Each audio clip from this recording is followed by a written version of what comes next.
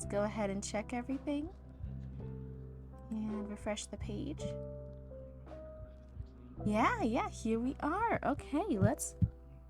Oh my goodness, I can't let chat know right away. Hold on, let's go ahead and let that happen. I do it on the computer. Stream. Starting now. And then we'll refresh the page. Alrighty. I think we're all set now. I think we're good. I did some adjustments on the exact place where the chat box was. I guess I was noticing some stuff in the YouTube uploads where it was getting cut off on some screens. Hi! Oh my goodness. That was 30 people at once. Hello. Yeah, alright, hi Knit and Noxley, hello, and T, hello. I think I did see in Twitch that Author Relic wouldn't be able to be on tonight. They're having an early night, which I totally understand. Lord knows. Lord knows yesterday I needed that. I was not doing good yesterday. How are all my raccoons now that we're on day 30? Day 30 is exciting for November, huh? It's the finish line. How are you guys all feeling so far? For me, I know I haven't written a lot on screen the last few days, but like I said, I've been writing with pen and paper. I've been doing too much writing compared to anything else, so I'm still pretty okay with my goal if you combine the two. But yeah, I know there's sometimes a lot of panic with us writers as we get towards the end, right? But even if we don't meet the goal, even if we don't get that, it's still so amazing to look back on the amount of work that we did get done, right? And you guys should always be proud with how much work you did get done. So that's my little soapbox right there. I hope you guys... My model's glaring. Let me see if I can fix her so she looks a little less grumpy. But I hope you guys are proud no matter how many words you got done. It's a huge accomplishment to dedicate that time every day for 30 days. 31 days? How many days is it? I'm too tired. You didn't write much at all this month, so you made your own challenge for December. 31,000 words instead of the 50K. We shall see how it goes. 31,000 is still so many words. It's so many more words than you had before. I hope you're really proud. You know, and that's one of the things too. A lot of people, they always did, for years and years and years, they always did adjust depending on their lifestyle and what was going on in their life to get however much they could realistically get done. They made a realistic goal. Hello, it's good to see you. I was just asking everyone how they're feeling now that we're at day 30, night 30. For me, it's only, let's see, it's 9:30 now. Half an hour is 10, 11, 12, so it's 2.5 hours for my time before it's the end. You reached 18,000 words this month. Yeah, isn't it so? However many, whatever your goal was that you set for yourself, even if it wasn't 50,000, you guys should be so proud that you got that much work done. You know, that's one of the hardest things with writing, with getting a story done, with getting a script done, whatever the thing is just finding the time to actually get it done, to get it down on paper, to get it down in a Word document, whatever it is, rather than it just living rent-free in your head. Because if it only ever lives rent-free in your head, it's not actually getting done. It's still fun to think about and daydream about and stuff, but it's not actually getting done if it lives in your head. And the point of the goal, however many words you got done, was that's however many words is now out of your head and actually into the world. Oh, hi, Luna. I saw you stalking by. I saw you. And there's a Luna tuna fish. She's out right now. But yeah, I'm so happy to be kind of near the end, especially since I've been not feeling too well.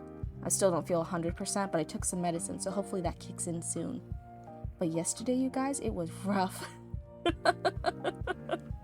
Thank goodness Mama Cryptid was there. It kind of saved my ass because I wasn't doing good. It was really bad. I would have been so embarrassed if I actually got sick in the middle of that market. Because I love that market, so if I had gotten sick, I would have been like, no. I would have been so scared they wouldn't invite me back. Like, please, no. I love this market. Let me come back. You think the 50,000 was just too stressful, so I'm hoping 1K words a day instead is more manageable. Yeah. See, and that's the point, is it's making what's a realistic goal for your lifestyle, especially because there's people with kids, there's people who work 2 to 3 jobs, there's people who do full-time schooling and part-time work, and having the full 50K just isn't achievable for some people. And then they just feel discouraged. Then every single year they don't meet a goal, and then that's more hurtful than helpful. So rearranging the goal to be something that's manageable for you but still a big accomplishment, that way every year you get that little win and you still dedicated time to do some writing, is a lot more beneficial. It's just a lot better to get that dopamine hit, to get that sense of accomplishment, and to have actually accomplished writing, right? That's always the goal. Hold on, I'm gonna take a sippy. Hold on. Yeah, I'm not feeling good, so I'm gonna try and drink some more water today. Should I adjust? Is everyone gonna be good raccoons, and be good with the hydrate button, with the hydrate thing? Should I lower the bid amount for that? You're a bit concerned. You've got 15 parts. You'll split into chapters later, and the 8 before the midpoint average 5,000 words each. And the 5-7 you've written so far after the midpoint are averaging 2,500 words each. Hey, that's what happens, especially since this is your rough draft, right? This is your first pass at it. Getting pacing done, getting word counts, editing, adding stuff, deleting stuff. That all happens in the next edits. So yeah, it should be 1K, but do it later? Why can't I do it now?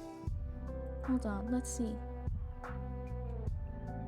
If you say it's 1K, it'll be spammed. Well, now that we're already talking about it, yeah, now. Oh, hi, Frozen Scarecrow. Last day of November. Get your word counts in. Yes, we were just talking about that.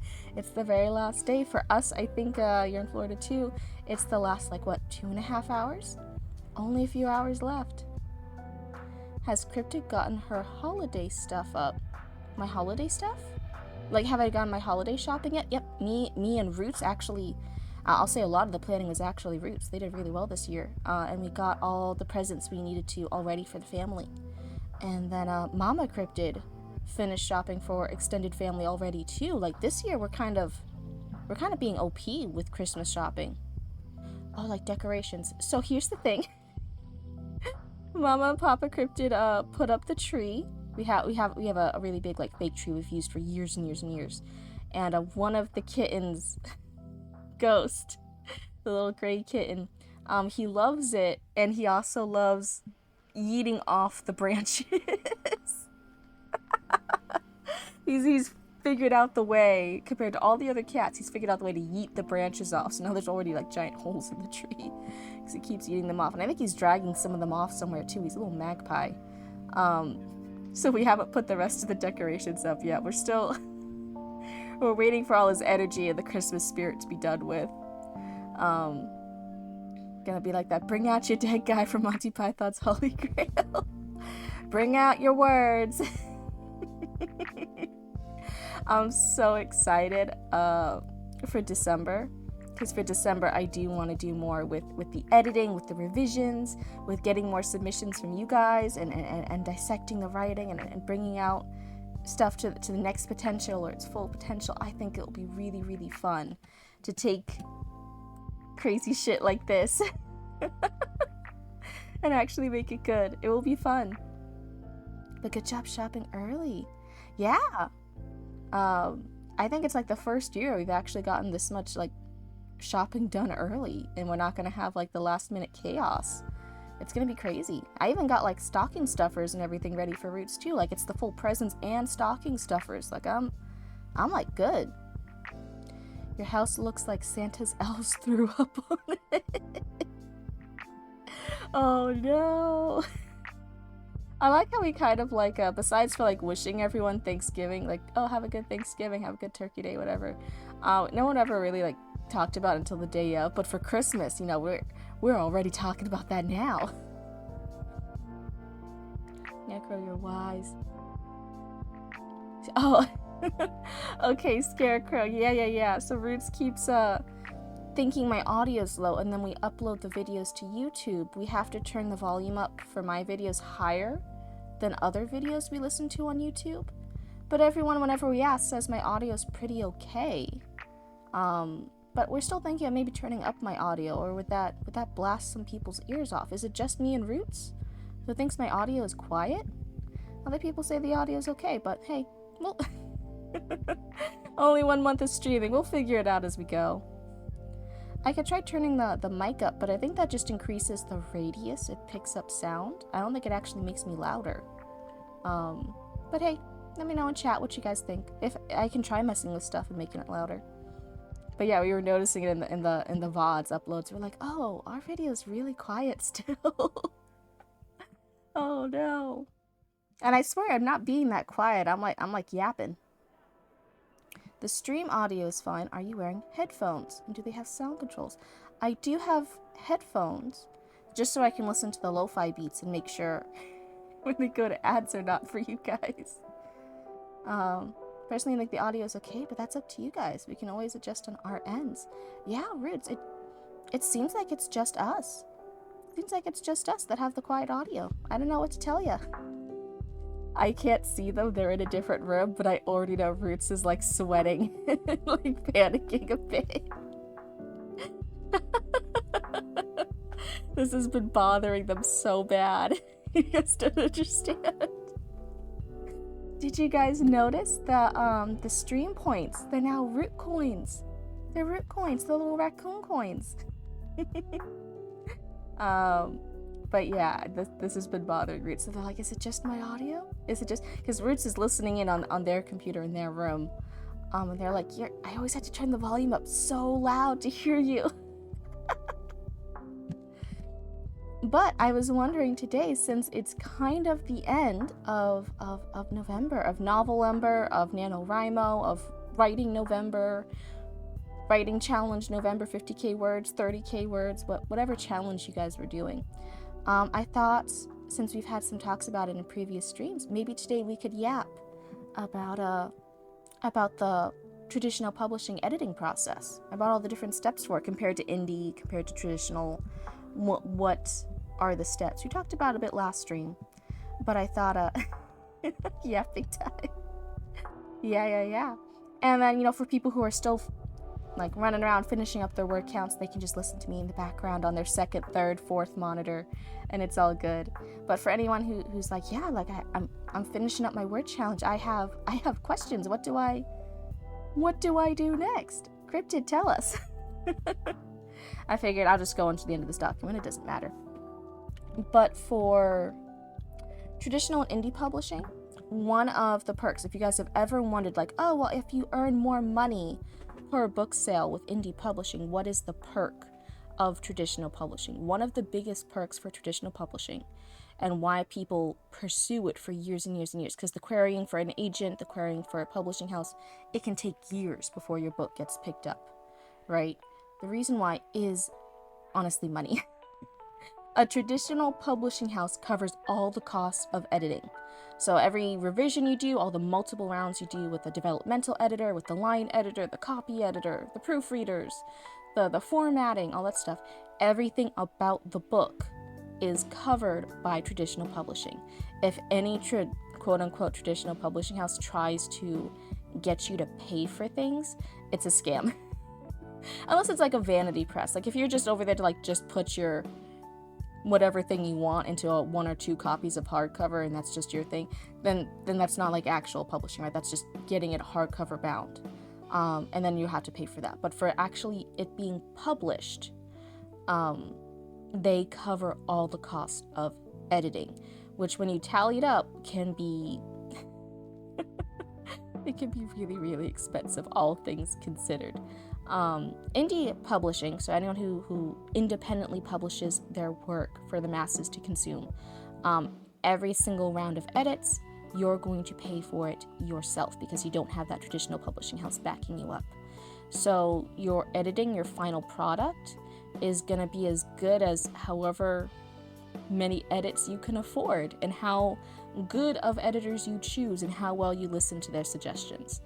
So I think that and it's not always true, especially nowadays. Nowadays, we're seeing more indie published books be up to the standards of traditional published, and we have a lot of traditionally published books now that are starting to be filled more and more with errors and spelling errors and just not as good plot or pacing. They're having weaker products they're pushing out to keep up with fast publishing, which is like the book version of fast fashion. They're pushing out books as fast as they can for people to consume and keep up with the trends. But with indie, I think there's still that stereotype that it's riddled with errors, right? It's a little self-indulgent. There's plot errors, there's spelling errors. It might look a little wonky, and that is a stereotype because a lot of self-published authors can't always afford all the rounds of edits and formatting that are needed in order to make it look like a nice polished book.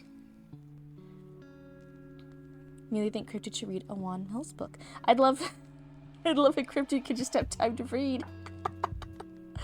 Oh my goodness. Yeah, between our business during all day, every day, just doing stuff for the business and the markets, like what I did yesterday with Mama Cryptid. Juan Mills? Juan Mills? Did I say it funny? Oh no. Great, this is gonna go on YouTube later and everyone's gonna cancel me if I said it wrong. My bad. But yeah, man, I'd love if I had more time just to read in general. I have a growing pile of books I want to read. And it's just getting harder and harder to actually read them. Do they have good books? Or is it like are you guys suggesting it because it's a bad book? What's the vibe? What's happening here? Let me look it up. Let's see this. Okay. Look him up. Here you on Mills with an S. Okay. Why does it say it with a Z here? What is this? What is this? Banned.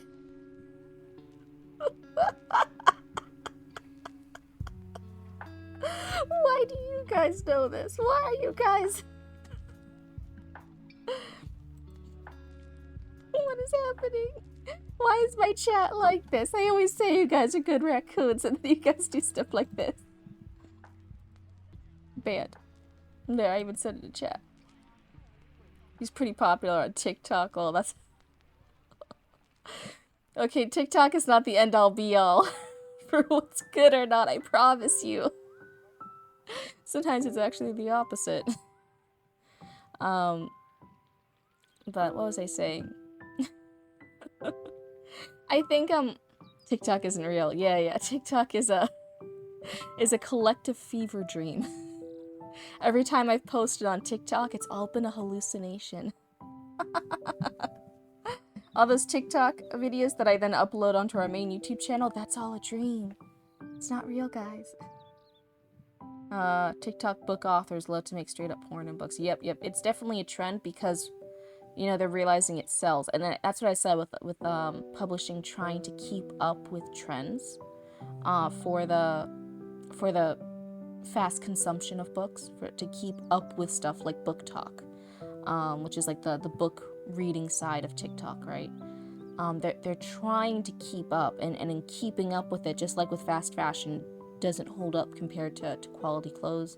Some of the books aren't as well edited or reviewed anymore before they push it out, because it's like, oh, everyone's obsessed with fairies and sexy times, right?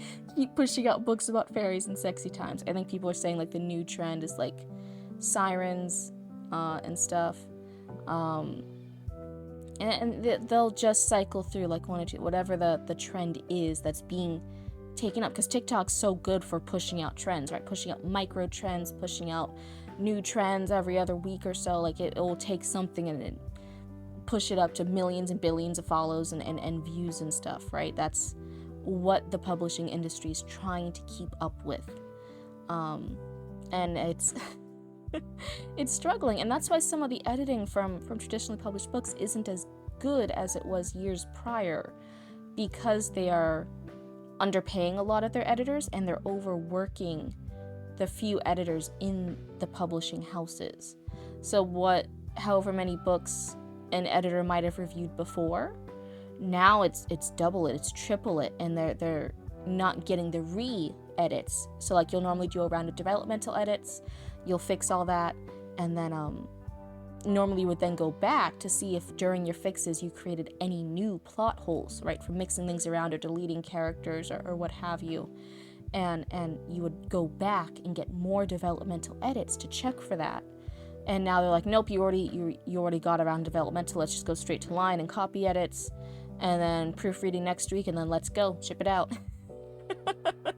It's really, really fast paced now, and it's just not the same quality control it was because of how fast they're pushing stuff. How spicy is this book talk? Yeah, and that's people even noticing that they're pushing spicier and spicier content into like YA books, which sometimes YA could have like it could have like an intro to spicy before sometimes, but again, generally wouldn't have any spicy, right? It would just have like smooches or romantic subplots and stuff. It wouldn't go anything too crazy, but now more and more YA has spicier and spicier content, and it's like what happened? And giving them much shorter deadlines. That's right. But does it have spice? Like, please go away, I'm begging you. Book Talk is really more horny woman recommending straight up porn books. It's freaky. What was the one skating book that got popped? Wasn't the skating book, or was it a hockey book, got really controversial because like there was one, I don't know if it was ice skating or if it was hockey or what, but it started getting controversial because like people assumed it was based off this real life reporter, this woman who was a reporter in real life who covered like hockey and stuff, and people were like, wait, did you make like a porn book based on this real life woman who has that job in real life and looks like that in real life? I think the author made a hockey and ice skating one, if I'm correct. Okay. I don't know if it's the same one. I find Book Talk is so creepy towards other creators in a different niche. The motorcycle guys, they'll like, what's the thing? Like, if you get like strippers for a woman, like if women go and attend a strip club, it's like they're like more feral than guys are at a strip club. They like get more rabid. They don't have the same collective manners, as weird as that is to say about men watching like strippers and stuff. But sometimes women then get overexcited as a group, as a collective whole, and they go and they bother other things. I remember Book Talk sexualizing a lot anybody who was on a motorcycle for a while. And yeah, you're right. It is sometimes unwanted. It doesn't really matter what sex you're on, which one's doing which. It can be really scary and bothersome, right? Especially if you're like, what's what's happening here? I'm saying it with like a smiling, joking face. It's not really funny. But yeah, that was a thing for a while. But I do remember that it was blowing up. It might be a different author, so I'm not gonna say it's the exact author you guys are talking about. But I saw some drama of like somebody made this book about a news anchor, and the cover art had like a artwork that looked like her, and it's like this sports news anchor or sports journalist was a woman. She's like blonde, she like looks this certain way, and she goes and she like starts covering like these hockey sports events, and then it has like adult spicy content in it, right? And then when people looked at it, when they looked into it, some of the sayings, some of the stuff in it, they then looked, there is a real life female reporter of sports who has been for years, who looks like that. She wears her hair the same way, she's the same like shade of blonde, and she has like the same name or really similar name as the character they gave in the book, and she covers ice hockey. And the author had even done an interview with like the coach of the ice hockey team that real life news journalist goes into. So people are like, hey, we think there's too many connections here, there's too many similarities, we think you made like this really sexy adult like spicy book about this woman, and that's really like uncomfortable. Yeah, Icebreaker had a lot of controversy because literal 12-year-olds were reading it, and their parents were buying it for them without knowing. Oh no. That's the same thing too with like some parents are letting like little kids, like elementary schoolers, watch like Hell of a Boss and Has Been Hotel, and it's like, what are you doing? That is, even though it's animated, it's not a kid show. Yeah, that's creepy. It was. There was a lot of people calling out about it, and she had to, I think the real life person started sending a cease and desist, or she was considering legal action. I didn't keep up with it fully, so my info might be out of date. But I know she was looking into her options because, like, it was really uncomfy. Especially because, like, in real life, she's been, like, happily married for years.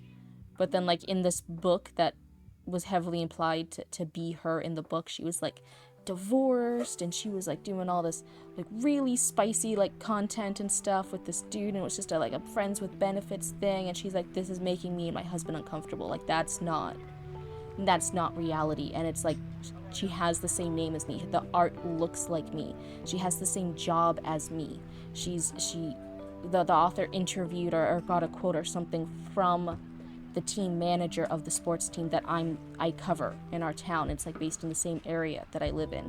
She's like well known to be the news reporter or news anchor. Hello, oh my goodness.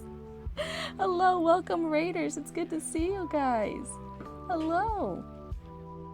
We're just yapping away for a little bit during the final day of the 50k word challenge, the NaNoWriMo, the Novelember, whatever title you want to give, however your writing goal was for November. We're yapping and chatting while you guys finish up your word count goals.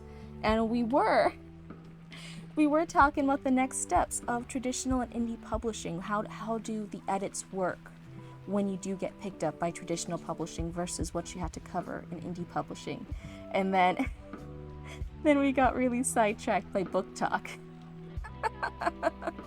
So if you guys have any fun takes about funny things you've seen on Book Talk, or you have questions about indie publishing versus traditional publishing houses, feel free to let me know, and we'll just yap away for a bit while you guys keep writing. Alright. Almost time for World Ember? What's World Ember? I was thinking of having a editing December, so we did a rough draft in November. So I got to read and run, but your channel looks interesting. You were just writing your 3rd book. Oh my goodness, that's exciting. But no, don't ever feel sad about raiding and running. Thank you for leaving a raid, and hey, wherever you go, I hope you have a good rest of your night, okay? Thank you for the follow. And welcome to the Cryptid cult. World building centered. Oh my goodness, that does sound exciting. I didn't know that was the next thing coming up. Are you guys working on world building now then, in preparation for it? That's one of the exciting things with October, right? Everyone preps for November in October. They call it like Preptober, which sounds different than it is. But you just like preparing all the stories that you want to write for November. So that's it. Are you guys already getting ready for World Building December? Your current story is in Chicago, so you're lazy about it. No, speaking of, I think they're not in tonight. They had an early night tonight, but one of our frequent chatters, one of my frequent raccoons, is Author Relic here in chat. You won't see him tonight, but another night you might. And he's working on a story based in Chicago, a detective story based in an earlier time period in Chicago. And what he was fully going into it, even though he's an indie publisher. He was calling up and interviewing old retired cops about what it was like to be a detective, to be on the streets during this time period in Chicago. So really, even though it is like a real life setting, even though it is a real place and you can look things up, sometimes having those extra details from people who live in Chicago, who know things, unless you personally live in Chicago, in which case you would already know. But it really makes a difference. There's even there's bits. I was a cryptid that once lived in Massachusetts when I was a baby cryptid, and I can tell a lot about writers when they're writing snow scenes in urban areas. A lot of times, if you haven't actually been in snow or lived through snow, you write it very dreamy. You write about how beautiful it is, right? It's like cold, and like your nose gets cold. You write about the beautiful snow and the snowfall, and then you actually have people who've lived in snow, and they're writing about the slush and the mush that's all gray on the side of the roads. They're writing about putting the salt down to help make driving with the car easier. They're writing about the car troubles.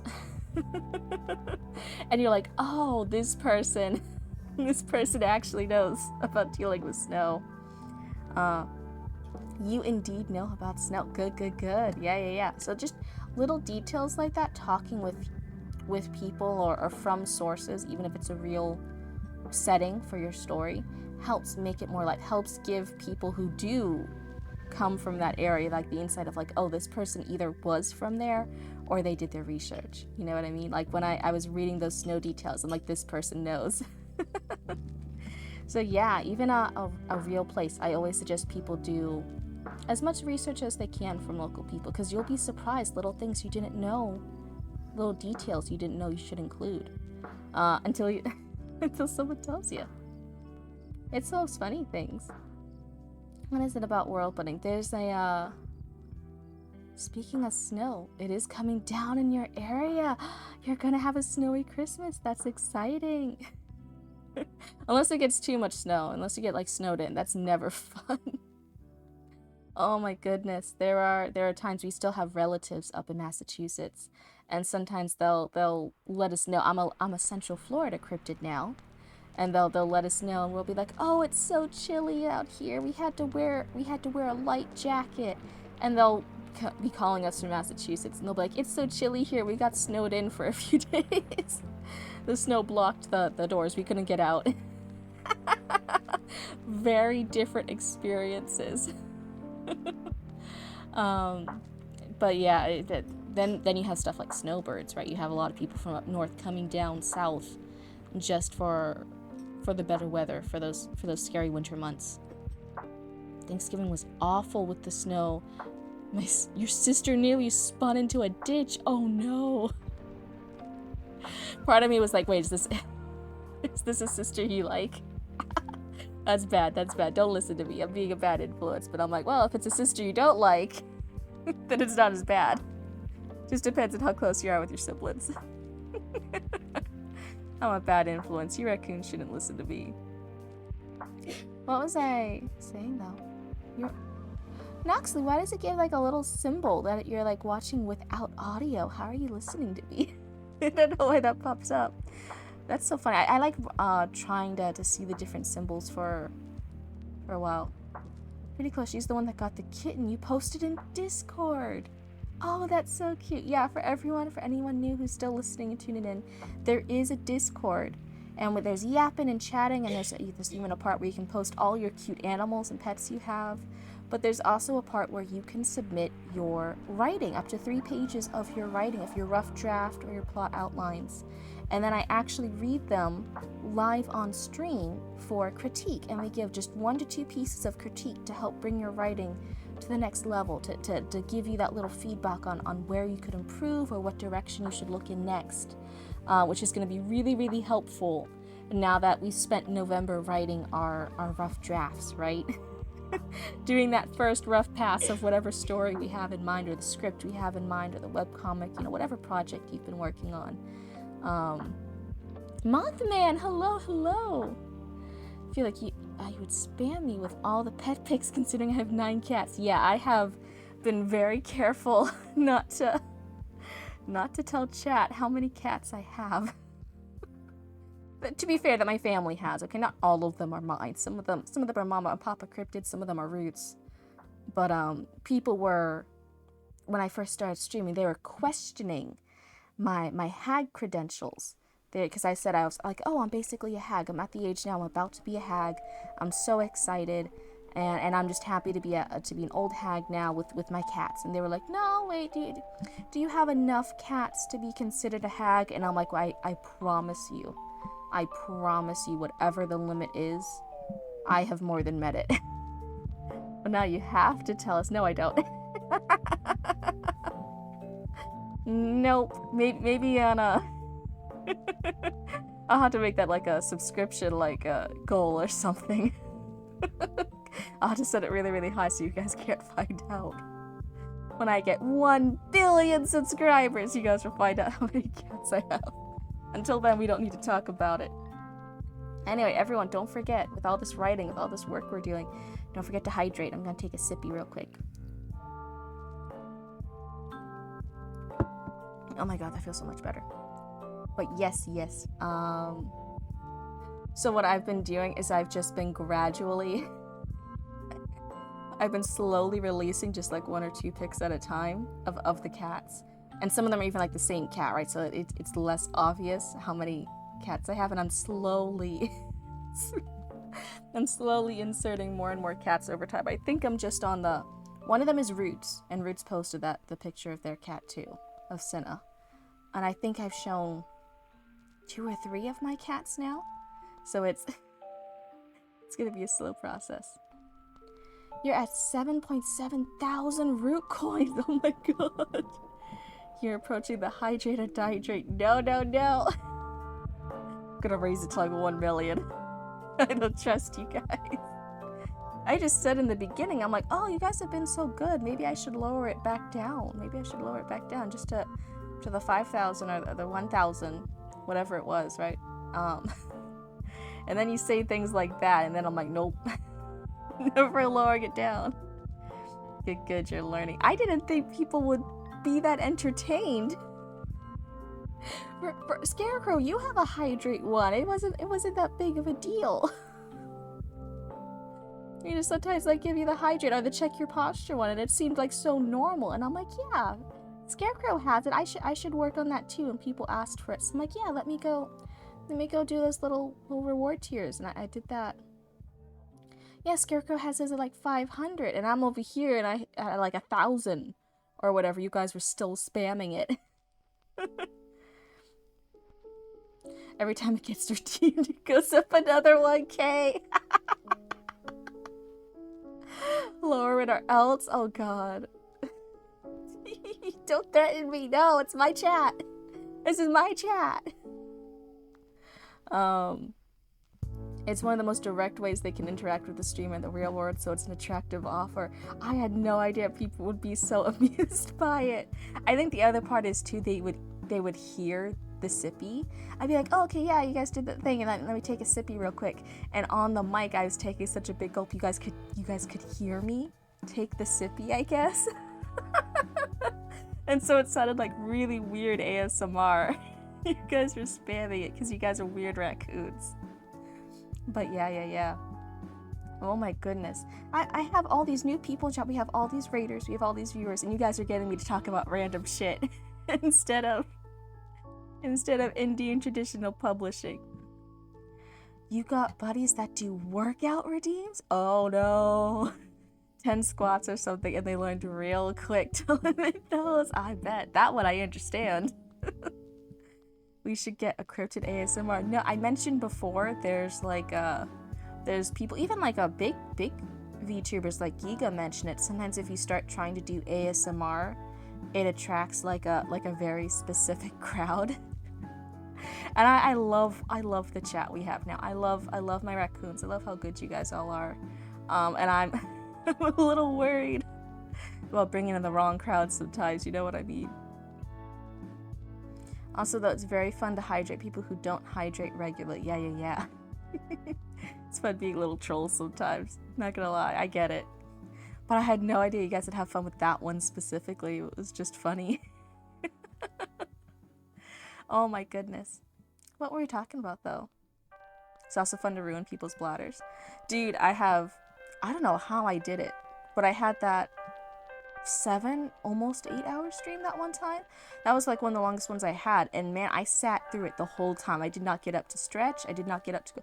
I stayed put and I yapped. I did not stop talking except to breathe for that whole time. And I'm like, how did I do that? And I'm like, oh yeah, I used to work retail. The customer service experience. Yeah, that's just a normal day. It's actually better because here I can sit the whole time. Customer service, you're on your feet, and I was in heels the whole time for many years doing those jobs. And I worked like multiple jobs sometimes, right? Like wearing like uncomfy clothes and stuff too. Like, yeah. No wonder why this is better. You've seen streamers, if it's not hydrating, it's head pats, I swear. You've seen streamers with redeems to turn the stream to dark or light mode or change the lo-fi music vibe. Oh, that could be fun. I wouldn't mind giving you guys control of the lo-fi beats. That could be fun in the future. But dark or light mode, I'd almost be worried about about you guys giving yourselves seizures. You don't need that. I don't know if I trust raccoons with that. I wouldn't trust real life raccoons with that, let alone you guys. I'm not gonna lie. But yeah, for me, I was very, very good at customer service. I worked at one store I was a supervisor at, and I was leaving because I had ended my engagement and I was moving back home. So I was gonna leave there. It happened to be the same day that the other supervisor was officially leaving. They had put in like a few months notice, but they were leaving. They were like moving out of state. And it happened to be that we were both leaving. The store only had 2 supervisors, so both of us were leaving the same day. The manager, who would have been the highest person above us, was like retiring that week and putting their trainee. The new manager was starting that week. So the new manager was starting with the manager leaving, so wouldn't be there to help them. And so the new manager was starting, and then both supervisors would be gone on the same day. There would be no supervisors. I was really, really good at customer service. I was one of the best people there to deal with customers, just to chat and ring people up and get sales and do all the stuff. And so he actually, like, kind of low-key, like, kind of soft begged me. He's like, hey, if me and my wife in our house, there is a spare room, there is a separate guest house on our property. If I offer you like just fully free rent, I will help you move, I will cover all moving expenses. I will let you live there rent free for like however long you need, just a week, a few months, whatever you want. I will personally, like, I know it's out in the middle of nowhere, like I will drive you to do your shifts every day. Please, could you just stay and be the supervisor and help me open and close the stores, because I'm gonna be solo. And I'm like, I am so sorry, I am getting the fuck out of town because I just ended this engagement. I don't want to be in this town anymore. I'm gone. And he was like, oh, okay, yeah, I get it. And you do whatever's best for you. But I actually had the offer of free rent and a personal chauffeur. Because he just like, no, please deal with customers. He was so chill. He would do anything tech wise. He'd do anything restocking the shelves. He would climb the ladders and do everything on like the second or third. We had to do all these really, really tall ladders, right? Because there weren't like steps. You just had to go on ladders to get stuff up high, and you had to get stuff up high really, really often. Would do whatever you wanted. Did maintenance. Did the toilet clogging stuff, whatever you wanted. He just did not want to actually physically talk to customers. Nicest guy. He's like, please, I don't want to. I'll do whatever else you want. I'll run a marathon around the store for you if you want to. I will take care of the store single-handedly. Please, just somebody deal with the customers. And I was really, really good at customer service, and I could handle a lot of like crowd issues, like like holiday rushes when you had to like deal with 20 people at once. I could do that, and I would remember exactly where I left off in conversation with somebody, and I could handle stuff. I would do the coupons, I'd do the sales, I'd do the promotions. People who were like angry customers, if I could get a lot of them to calm down and leave happy. If I couldn't get a customer to calm down, 99% of the time it was actually like a scam artist who was pretending to be angry to get free stuff. Those were like the only people I couldn't get to calm down. That was like the only times. But everyone else, I could like get them pretty happy, or at least okay at the end. It was so he like really, really wanted me. He's like, please just deal with the customers, please. And I actually, stupid me, right before 2020 turned down free rent. Wow, that sounds like a you problem. Poor guy. He really was such a sweet guy. And like, yeah, I came down just in time for 2020 and the world to kind of end. So that was kind of a me problem, wasn't it? My sister says your customer service voice scares her because it just doesn't sound like me at all. That's one of the things, right? I feel like too, like it's not just if you go to places that have like work uniforms or a work apron or something like that, like the little name tag, you have to wear a hat, something like that. So then it's the physical appearance difference, like it's the different clothes than you would normally wear. You have like a work wardrobe that normally isn't what you usually wear. So you've changed your clothes, you change your voice a bit, you change the words you say, right? You're doing your kind of pre-programmed script that you do with customers. So it's not even the normal words you'd say. It's not your normal greetings. Like with your friends, you might just be like, hey dude, what's up? But at like customer service, you might be like, hello, welcome to our store today. How can I help you? Like you're physically saying different keywords than you normally would, different dialogue options. And that can be a very uncanny valley. It's very creepy sometimes. To actually hear somebody look and act and speak differently, like different tones. Hold on, I'm gonna take a sippy.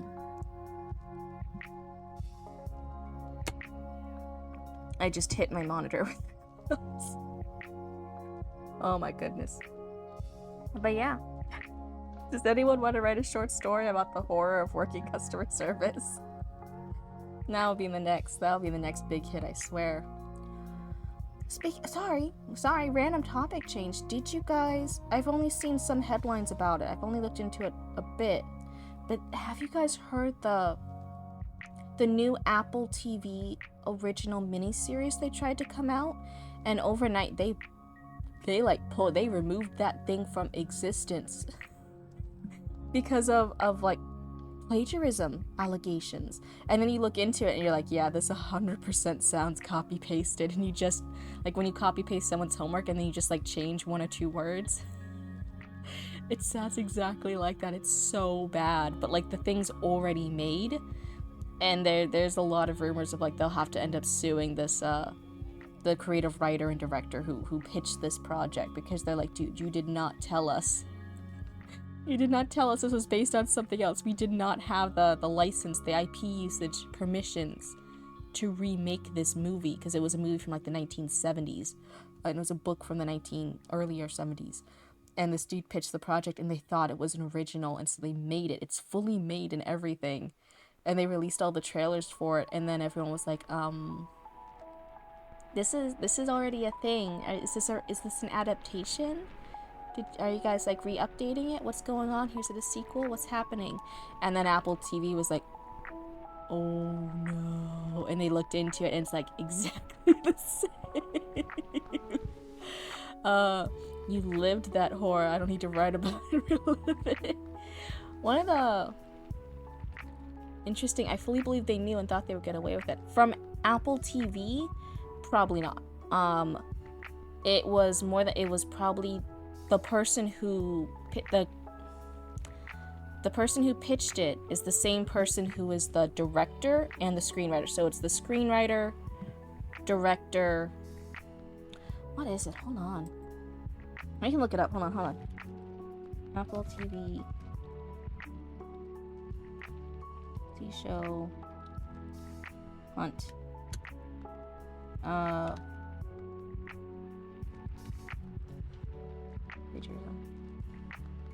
Yeah. What is this? Is Variety? This isn't like a legit news source, but like whatever. No, I don't want to sign up. Get me out of here. So it was a show called The Hunt, due to plagiarism issues. It's a full TV show. They have all the episodes already. They had all the trailers. They fully removed the trailers. All the promotion for it, all the ads, all the trailers, they are gone. Apple TV has pulled the plug. It is erased from existence right now. So it was and originally it's a French thing, right? So it's originally in French, and then you would just watch it like subtitles or dub or whatever. What is it? So it was This main character and his longtime friends enjoy spending their weekends hunting together. But one Sunday, they come across another group of hunters who starts targeting them without explanation. So this main character and their friends, they're hunting party A, they're gonna go hunt.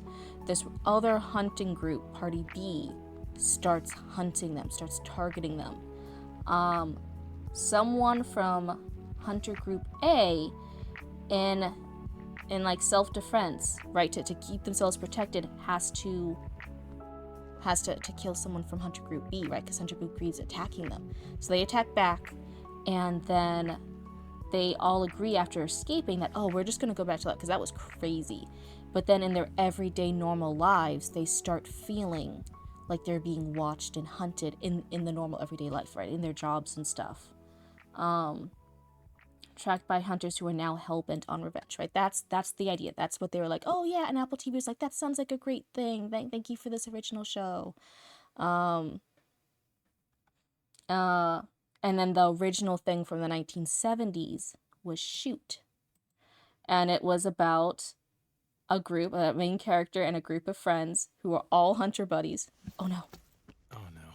Ah, that's the sound Get of out of here, someone who's Axe. misplaced My debit card. That their scared debit me. card. Did that just scare anybody else? That sucks that everything done and then it's just pulled. Yeah, that whoever pitched this project is more than likely going to be sued for millions. It's insane. So yeah, in the original Shoot from the 1970s, it was a novel and it got a movie adaptation in the 1970s, so it's both versions. A buddy and his friends like hunting. They go on a hunting trip. Their weekend is cut short by Group B, another group of hunters they encounter in the forest. One who starts shooting hunting party A. And then in self-defense, they return fire, killing one person from hunter group B. They all get off, head back to civilization, to their everyday jobs, but then everything starts feeling weird. They start feeling like they're watched and like they're being hunted by hunting group B still. So it's like, it's exactly the same. Let's see here. Yeah, it was 19... So the original author's already dead, so it gets really tricky trying to get permission for the IP, because the person who would be the normal IP holder is already gone. Let's see, but there is rumors now that the person who pitched this story, who did all this, knowingly copied it. Because they pitched it, they did the screenplay for it, and they directed it. And Apple TV was like, yeah, sure, okay, this is a great thing. This is a great original thing you're pitching to us. And he was like, yeah, it's an original thing, don't worry. And then after it started revealing the trailers, and again, the original was in French, and then his adaptation is also a French miniseries that Apple TV would have. It would be like their third or fourth French TV series. So it's even in like the same language, it's in the same set. It's crazy. And all the French people were like, this has already been done. We know this. This doesn't even say based on or inspired by the original book. What's happening here? Is this an adaptation? And yeah, more than likely the dude stole it. and Apple TV's already spent the production budget to make it, and now they don't have the rights to show it, so more than likely their lawyers are gonna start gunning for this guy who tried to pass it off as his original thing. It's not looking good. And when I saw that, I was like, oh my god, that's insane. So yeah. For anyone who's not writing their own stuff, let this be a warning to you. Don't copy people's homework in the workforce. It will eventually come back and bite you on the butt. Make your own original stuff. When your entire job is making original stuff. It's insane. How did I get to that topic? Oh man. Oh boy, y'all. Yeah, he is more than likely gonna be on the hook for millions. How did no one catch this early on? Like, Apple is not a small company. They don't have someone who could look into this. So more than likely, again, I'm more versed in publishing compared to TV production. More than likely, so Apple TV, you're right, is a huge company. That does not mean they oversee everything. So they hire out smaller production companies. So smaller production companies reach out to them like, hey, we have this idea. We'd like you to produce it, and then it could be on your huge streaming platform, Apple TV.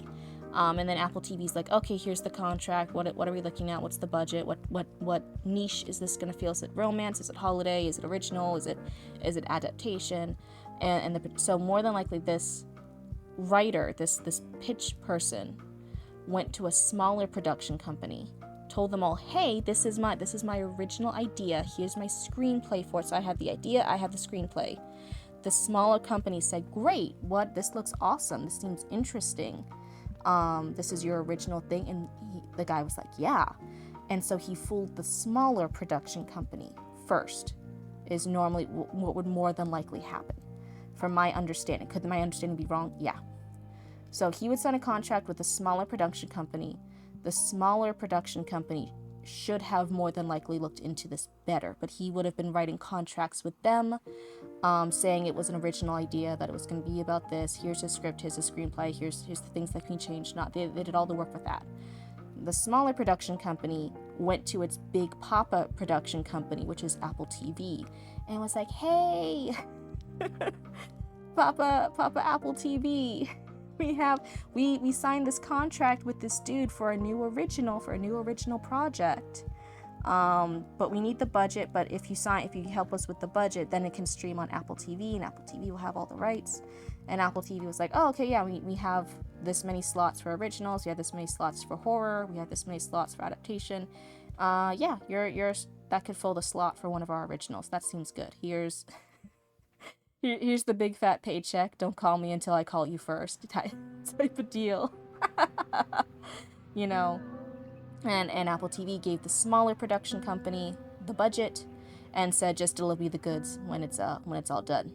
And the smaller production company worked with the creative director. They got it all filmed. They packaged it all up nicely. They gave like a little thank you card and everything to Apple TV and was like, hey, we really loved working with you and your money at Big Apple TV. Please consider us giving us more money in the future if you like this. And Apple TV's like, yeah, honey, whatever, shut up. Took it, gave an overseas company or something, being like, hey, here's all the content, make trailers, do this, do that, do the other thing. And then like we'll start releasing the trailers and planning the commercial rights and everything for this release of an original. And then we'll see how it does. And if it does good, then we'll work with this writer and the small production company again. Just seems too convenient, but I know next to nothing about production, so yeah. And could I be absolutely wrong as a random blue person on your screen just talking shit and yapping with you guys? Yeah, I'll fully admit that. When I don't know shit, I'll tell you. I don't know fully about this is happening.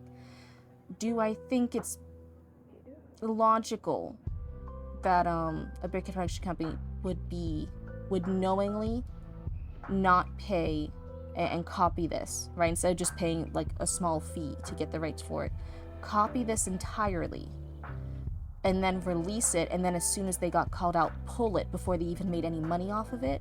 No, because if they were going to be evil enough to copy it, they would have already done something like, oh no, this is an original idea. We changed 2 characters' name around. We're going to make them an all-female cast instead of guys, so it's a different thing. Wait, what did Apple do? Apple TV, there is a original that they were advertising for, a new original series to be streamed on Apple TV called The Hunt, or Hunt, about a group of friends who like hunting. They go out, but some other group of hunters starts hunting them. So in self-defense, they have to kill one of the Hunter B people, right? These Hunter B team is trying to shoot them. In self-defense, they kill one member of Hunter B team. And then they all escape, and they're like, that's crazy. Why were those other hunters hunting us? They go back to their everyday lives, but now during their everyday lives, like during their work, when they're at home, when they're in the office, they feel watched and hunted by the Hunter Bees who are still stalking them and trying to hunt them. But in the 1970s, there was a novel called Shoot and a movie based off that, also in the 1970s. And it had the exact same premise, down to 4 friends and the main character go to the woods, group of hunters from Team B shoot them. They kill one of Hunter B in self-defense, go back to their everyday lives. During their everyday lives, they feel watched and hunted. It's like the exact same thing. It's not original at all. It's not even like a little different. And so there were now copyright allegations. There was plagiarism. And Apple TV looked at this and was like, no, this is an original that was pitched to us by this dude who pitched the idea, wrote the screenplay, and directed it. And he did all of this.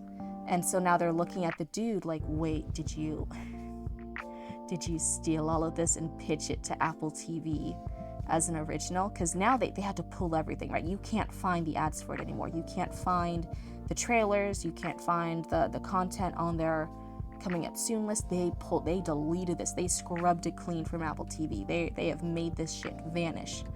It's not going to premiere anymore. Because they can't unless they get the rights for it, if it is based off of the original shoot from 1970s. And more than likely this dude tried to pull a fast one on Apple TV.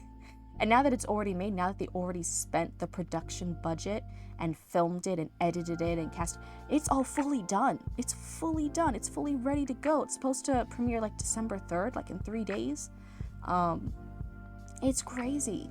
But they would need to get the rights permission from whoever wrote or whoever owns the rights to the 1970s book. And that author's already dead. He died in the 1990s. So it's, one, they have to track down who does own the rights. And then two, whoever does own the rights before might have just paid like a small meat, like, oh yeah, just give me $50 and you can make something based off this 1970 book. Now that they already made it, now that it's already done, now they have to pay whatever money the IP holder wants, if they can find them, right? It might be the author's descendants, could be someone in the production company, who knows? They have to track them down, and after they track down whoever owns the IP rights, they could ask for whatever money they want, because they can't release the show if it is copied without the permissions. Apple TV to the person who pitched the original idea.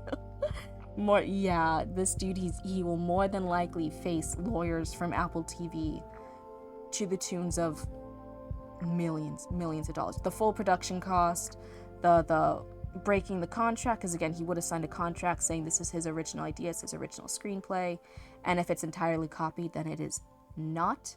So he would have broken contract. He would probably pay back all the production money, which it is not. It's not cheap to produce a whole multi-episode Apple TV series, is it? That takes money.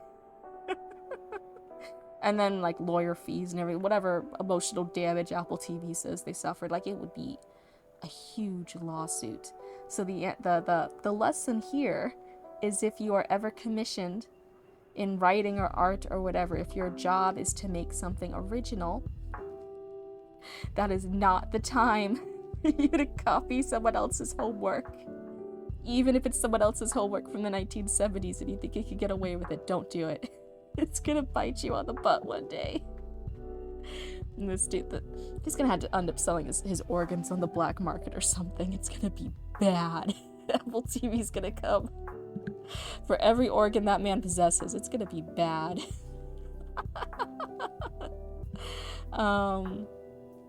What was I saying though?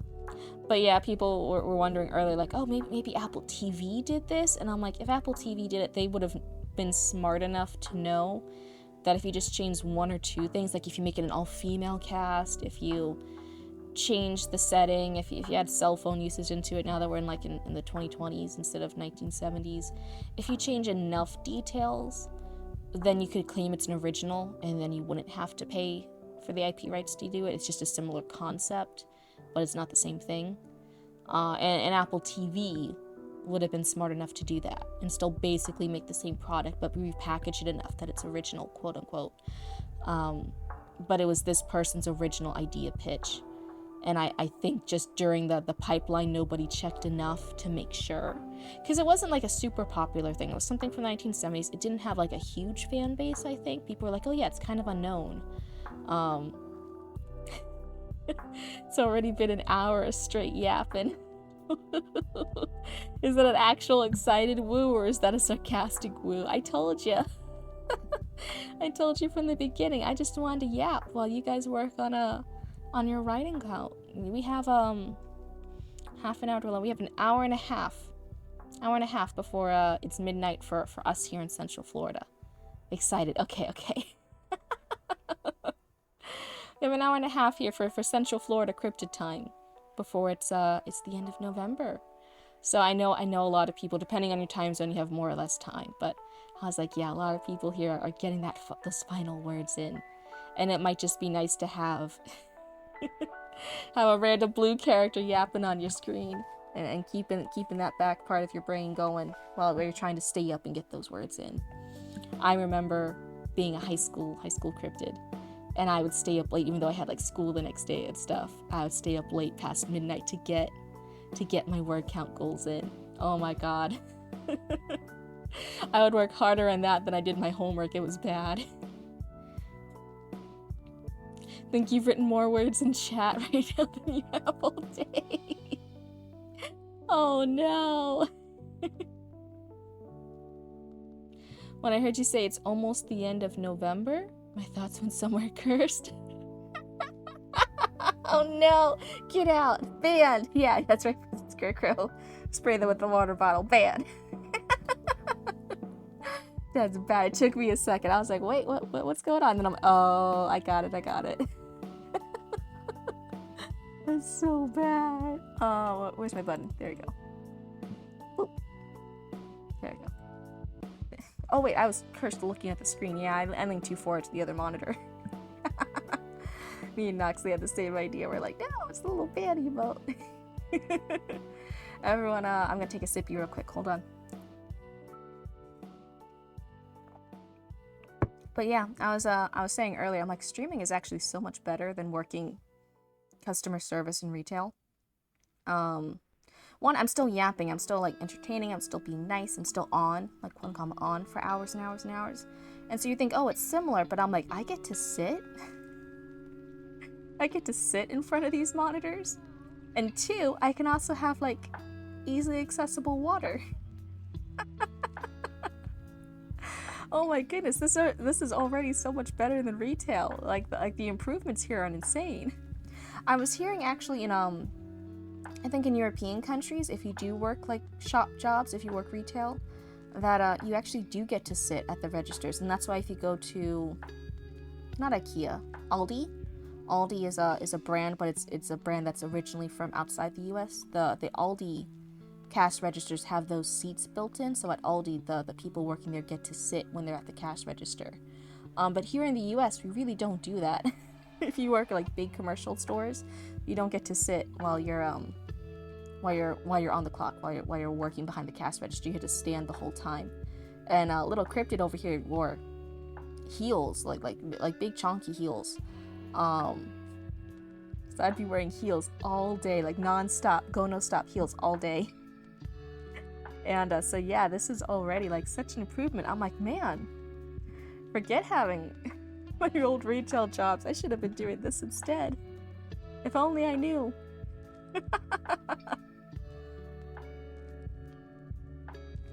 Can you guys still hear my sippies? I don't know. I think the other stream you guys could. I don't know if you still can. But what was I saying? We were trying to talk about traditional and indie publishing. We had a valiant attempt. Do you guys have any questions about it? Otherwise, I'll just yap about it. That's fine.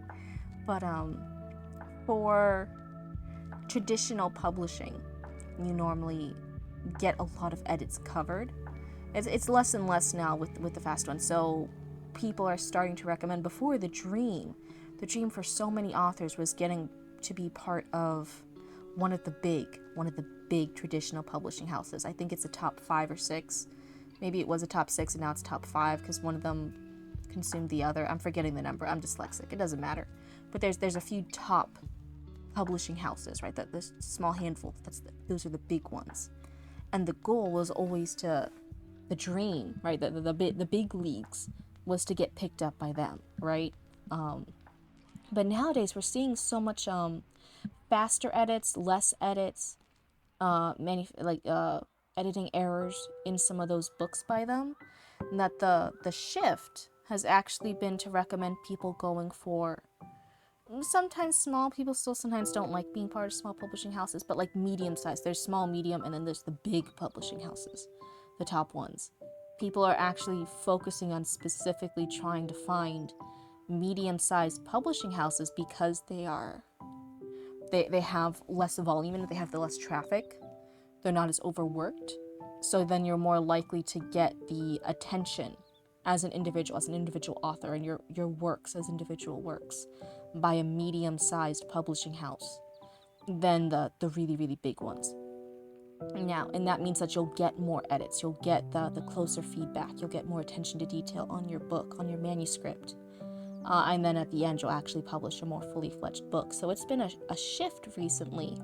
Before, it was always the race to be better and better and better, to hopefully one day get picked by one of those handfuls of the big publishing house leagues, right? Those were the stars. And now, just for quality of life of your book, there's been the shift. People are aiming for medium. I've even seen people starting to aim for just small local publishing houses. Even though they'll get less books published, like it won't have the same reach, it doesn't have the same marketing power. They're like, yeah, it has less marketing power, but the actual book will be a better book because they'll actually pay attention to my book and give me the edits it needs. The editors that work in that smaller publishing house are less overworked than the ones in the big ones, so they'll actually give me full edits. Oh, what happened? Get out of here. Oh, okay, I don't think you guys saw it on stream. So there was a little pop-up. Did not like that. But, I don't know, I think since I grew up, like thinking of writing and stuff and trying to get published one day, since I grew up with that, I think there is still the idea, that dream that you grew up with a while, like, oh yeah, you should aim for one of the big publishing houses. Wouldn't that be insane? Wouldn't that be so cool? Doesn't that mean that you've made it, quote unquote, like in the big leagues? And so I think I still had that bias. But yeah, logistically, as you look more and more into it, into what the publishing houses are actually offering, if you aren't as concerned about marketing budgets or the reach that your book will reach, like on an international scale, the big publishing houses can sometimes push you further internationally than a smaller publishing house can. They might not just pay for all the translations and the foreign markets and stuff. They won't invest that much into it unless it deserves it. Deserves is a harsh word. Unless the market is there. Hello. So I won't say deserve, but I'm saying like if there's the demand overseas for that book to be published in that language. But otherwise, the actual edits, the final work that you will produce as an author, people are saying no, the editors at medium and small publishing houses are handling this better. They're less overworked than in the big ones. And it makes sense too, because they're having more books pushed out than ever before. And they've actually hired less editors. This is some of the least amount of editors we've seen from publishing houses. It's bedtime for you. You're very tired. Good night, everyone. Good night, Noxley. It was so good chatting with you. And I'm so glad that you got as many words as you did done this month. It's such a huge goal. So I hope you go to bed feeling very proud of yourself. Might pop in if you can't sleep, but for now you're gonna lay down. Yeah. Go take care of you. Have a good night. We'll see with me feeling sick and all still. We'll see how long I keep streaming for. Oh my goodness. I'm gonna take another sippy. Try to stay healthy at least a little bit. But we are having even though it's the biggest demand ever for books and more books and fast edited books, there are some that are like, yeah, this is the highest volume of books we've had in multiple decades this year, with Book Talk, with TikTok blowing up. This is the highest demand for fast edited and fast published books, and just a constant stream of new arrivals of books. And it's the least amount of in-house editors. So I don't know if people know this. For traditional publishing houses, they will have the top positions of editors be in-house, as in they're like a salaried person. They're in-house. They're physically in work, or they're remote but still tuning in for that job every single day. and they are fully focused on that job. They are a paid employee of that publishing house, and that it will normally be like their top editor, the editor who like picks which books will actually be picked up by the publishing house. And then sometimes they'll have, depending on the scale of the publishing house, they'll then have a few editors from each different department, or just the top leads. And they'll just have the handful, and everything else gets handed out to freelance editors. They'll hire individual editors on a case-by-case basis to work on manuscripts after they've been picked by the head editor. And in previous decades, they still had a lot of in-house staff, especially if you were a bigger publishing house. And then you would just sometimes have a freelance editor that you would try, or who would be like an intern or something, right?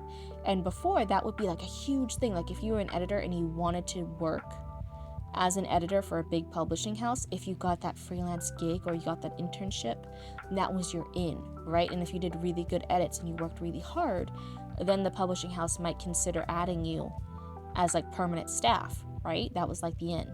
Nowadays, that's that's less the case. Nowadays, they have a very, very small, tight staff. Only the leads, only whatever. Very minimal staff as far as full-time employed editors. And so much of it is being offset to freelance editors. And then even if the editors do a good job, that just means like, oh, they might hire you as a freelancer again in the future, but they're not going to actually like add you to the team as an official staff member. Why? Because then they had to pull up those contracts. They had to pay you a salary. They had to give you benefits. They had to give you time off and stuff. Like they're getting the same amount of work right now with you just as a freelancer. Why would they hire you on as a staff team member? It just doesn't make sense for them anymore. So they're hiring a lot of freelancers. Sometimes a lot of first-time freelancers, right? People who haven't proven themselves in the industry yet. And they're not necessarily quality controlling a lot of the freelancers, and so they're sometimes getting a mediocre, very fast turnaround edits that aren't to the level that the publishing house would have normally used. And whereas before they would have been like, oh, this editor is bad, we're not going to work with them in the future, now they're kind of like, yeah, they're not the best editor, but they did it within like 2 days, so yeah, we'll work with them again. If you have a tight deadline, we'll work with them again. The quality has gone down. The vetting process has gone down for just having the sheer volume of freelance editors on demand to go and do whatever tasks they need to do really quick for the turnaround times they have for these fast published books. Versus we were saying earlier, like a smaller and a medium-sized publishing house, they're going to have less overworked staff. And they might still have a small staff because they're a smaller publishing house compared to the big leagues. But that smaller staff is less overworked. They're going to actually fully pay attention to your book because they have the time available. Because they don't have 101 million other books that had to be published that week. It's some crazy stuff going on right now. So yeah, there's more and more people being like, oh yeah, I would prefer... If I was to start my writing career over again now, compared to when I started 10 years ago, 20 years ago, 50 years ago, I would probably go with a smaller publishing house. Like, it's just not the same. It's not the same playing field anymore. But the big goal is that, again, no matter how many edits you get done, a publishing house covers them, right? You can have 2, 3, 7, 8 rounds of developmental edits, which would cost thousands, multiple thousands of dollars as an indie publisher. Normally, as an indie publisher, unless you already have money in the bank and you're just doing this writing gig as a fun project, you don't have that budget to spend on edits. So a lot of indie hello Lorenzo, it's good to see you again. But unless you have a huge budget, normally indie authors, if they can afford any editors at all, just get 1 or 2 edits. A lot of indie authors can't afford getting every single editor and then getting multiple rounds of edits from each editor. It's just it's thousands of dollars. And then again, as an indie publisher, as an indie published author, as even if it is a wonderful book and it's a great story, you're doing your own marketing, right? And so sometimes you don't have the reach, you don't have the sales as you would if you were part of a bigger thing that had a marketing budget. And so if you do spend the thousands and thousands and thousands on all the editors and all the edits, it's not guaranteed, and it's honestly not very likely you'll make all the thousands of dollars back from just book sales and like bookmark sales or something. If you have like little goodies and stuff, like it gets really tough. A publishing house covers that, and that's why for so many years that was the way to do it, because before, financially, you just couldn't afford to self-publish. And that's kind of the basis too of why, like, if you did self-publish and you couldn't afford those edits, we have that stereotype, right? And not every author falls into the stereotype. I don't want to like say that. I'm just saying there is that negative stereotype of like a lot of self-published books don't have the same standard.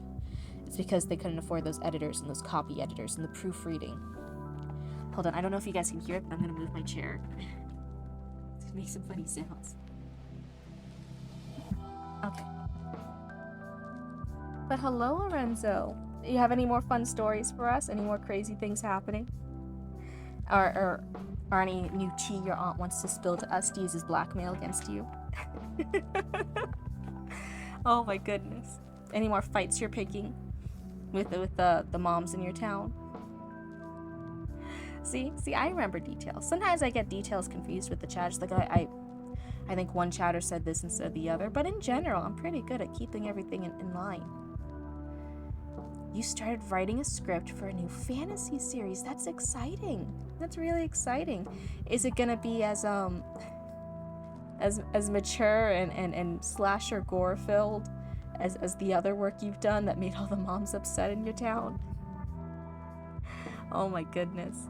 But a fantasy series sounds fun. Hold on.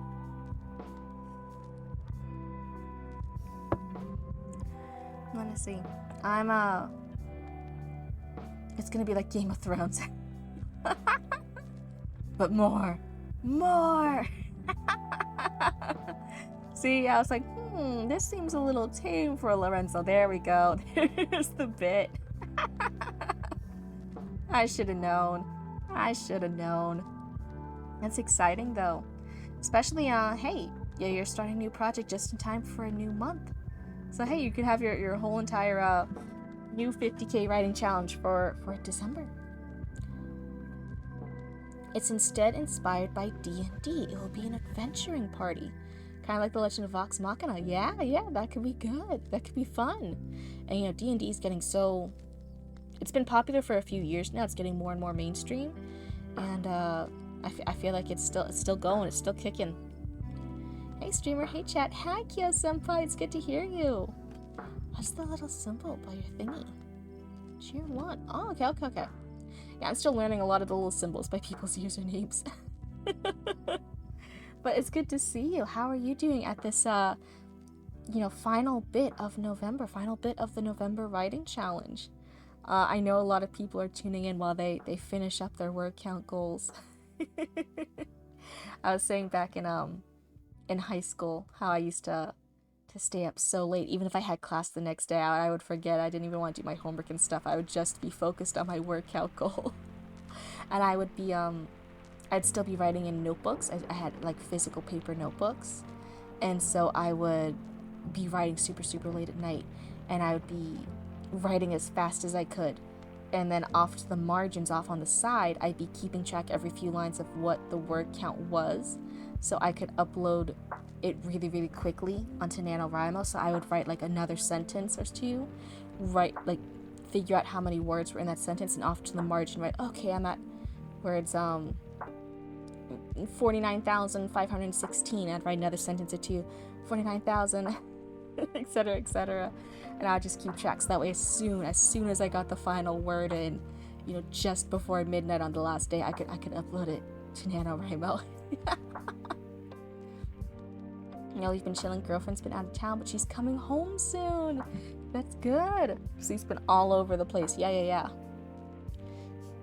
Little fire kitty. Oh no. Yeah. That's definitely a thing. Oh my goodness. It'll be good. I think when your person's gone for a while, when they come back, it's really, really good. You miss them. Like, it's hard. What was I saying before? Jeez. You can tell I'm still kind of like in the brain fog of being sick. I know sometimes I get scatterbrained before and I'll go off on tangents, but it just feels like a little bit worse now for the past few days. Trying to stay on track, trying to keep up with what I'm doing. Oh, the little raccoon hearts. Oh, there's so yeah, we have the roots points. Instead of the channel points, they're called roots points, and they have the little raccoon coin symbol. I don't know if we got it set up for this one, but no, I don't think we did. I'd be surprised if we did. Yeah, I don't see it here. We have the artist who's doing the custom emotes for us. I was like saying like, oh, where are they? Like we're working on custom emotes. We're just waiting on the artist. They sent the preview for it today of the new chat emote for us. That's going to be an actual custom one. These little raccoon ones, they're like a general one that anyone can buy, but I did buy the custom one, and they sent the preview today, and I'm super excited. I approved it, so in the next little bit we should be getting the final file sent over whenever they have a chance. So maybe next stream we'll actually have our first custom emote, our first custom Cryptid Roots emote. I'm really excited for you guys to see it. I think you guys will like it. After that, I think I'm gonna work on commissioning the background art and the chat box, because I really there's some really cool Twitch overlays for the chat box. I think I'm using those terms right. If I'm not, forgive me. There's some really cool ones and spooky ones and monster ones, but I really want the Twitch chat box to be a trash can with the Roots the raccoon on top of it, and that's just not that's not just something that's readily available, so I'll definitely have to do that as a custom commission. And then I want the actual background. Let me move my mouse to the right screen. The actual background, when you guys see the thing and I'm just yapping with you guys for a while, I want it to be like the swamp in the background, and then the foreground's the abandoned 811 parking lot, and you see part of the abandoned 811 in the trash dumpsters, and me and Roots hooking it up the stream. And all like destroyed, and there'll be like little skeletons and stuff. The windows are broken on the abandoned 811. I want it to be crazy, and I want it so bad. I think it would be so cool to see that. And then for anyone who's new coming in, being like, what what is this? What stream did I go into? You may not believe this, for the names of characters, you're using fantasy name generators. Oh, I remember growing up and using this so much. There's fantasy name generators, there's like elf name generators, there's oh my goodness, there's YA fantasy name generators, there's all these different ones. There's a ton of them. And I would keep, there's vampire name generators. I remember those too. I would use them a lot. I loved them all the time. I even loved them when I was playing more online games. So not even just with my writing, I would use them for when I had new characters in games. I'd want to have a cool name, and sometimes I would get stuck, and I'd be like, okay, no, and I'd you go over to those generators, and you just keep smashing that button until it finally gives you a name you like. If you were lucky, it would just be like a minute or two, but then if it was like really difficult, you could spend like over an hour fussing with them. Usually these names with meanings that have something to do with the character. Yeah, there's name meanings, there's the baby name books, there's the like the online directories for baby names and stuff too. You can look that up. There was oh god, there was even I don't even know if it's still up.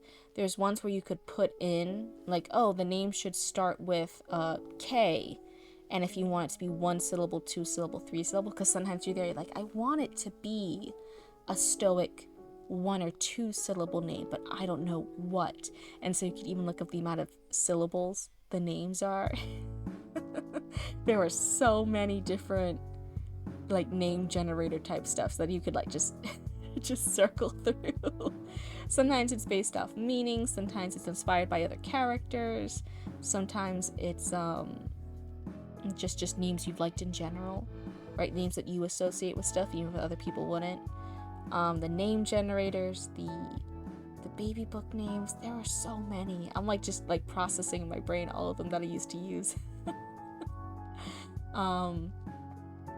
Like, Roots, whose username you'll see in chat is Nipbone, right? That has to do with their character a little bit, right? They incorporated that into one of their characters' lore. But it was also inspired by the fact that like we use the knit bone plant. Mama Cryptid uses the knit bone knit plant, or the bone knit, like it's used both ways, but it's comfrey. It's just another name for comfrey. And Mama Cryptid used comfrey and stuff before with different things, and was telling us stories of it and the different names for it and its healing properties and stuff. That's why it's called bone knit. That's why it's called knit bone. It has incredible healing properties and pain relief properties. And so obviously, like, we wouldn't have known that. We wouldn't have known to make names of that, but it was because Roots already had that experience of hearing it from Mama Cryptid. They liked the name, they chose the name, and then they also applied it to the backstory of one of their characters to make it fit. So sometimes you even start with a name and then you kind of work backwards. You make the lore fit the name of the character.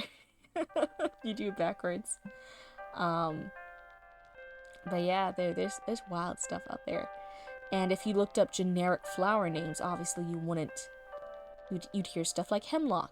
You'd hear things like lily. You might not first come across something like knitbone. It's one of those more out there ones. But yeah, even like real life experiences and real life little tidbits of knowledge you pick up from other people can shape things, right? And I think that's what makes it really unique. That's something else that I used to do. I'm trying to think. A lot of my stuff from when I was younger. You're already writing one character. It's the main character's mom. Your mom. Sorry, it just sounds like the beginning to your mom joke. But you're your own character. That's funny. I don't know if anyone's familiar with it, and if you are, I'm not gonna bash it here, because again, like, you guys submit work too, and I'm always very like clear, and I make a lot of effort. Like, I'll never bash your guys' work, right? That's not fair. That's not a good environment, and I want this to be a good environment. It's a succubus, enough said. Meanwhile, her son is a human. Boring human. Boring human son. But there's the Age of Scorpius thing, right? And I say, I'll never make fun of your guys' work, because it takes a lot of bravery. It takes a lot of courage to submit stuff here and have it read right live on stream and getting critique, and then getting critique live on stream. It's scary, right? So I'll never make fun of your work, and then to create that environment, to build that trust, I'll never make fun of somebody else's work here in front of you guys, because if anyone was like a little baby raccoon and they want to submit their work for review and they tuned in and they saw me making fun of something else, that wouldn't be what I want. I wouldn't want them to feel that way or feel scared that way. So if you guys do know a lot of the Age of Scorpius drama, just know that even though I'm going to talk about it, it's not to make fun of it. Don't bash it too much in the comments. She still had succubus power, but they weren't the same as her peers. Oh, special succubus powers.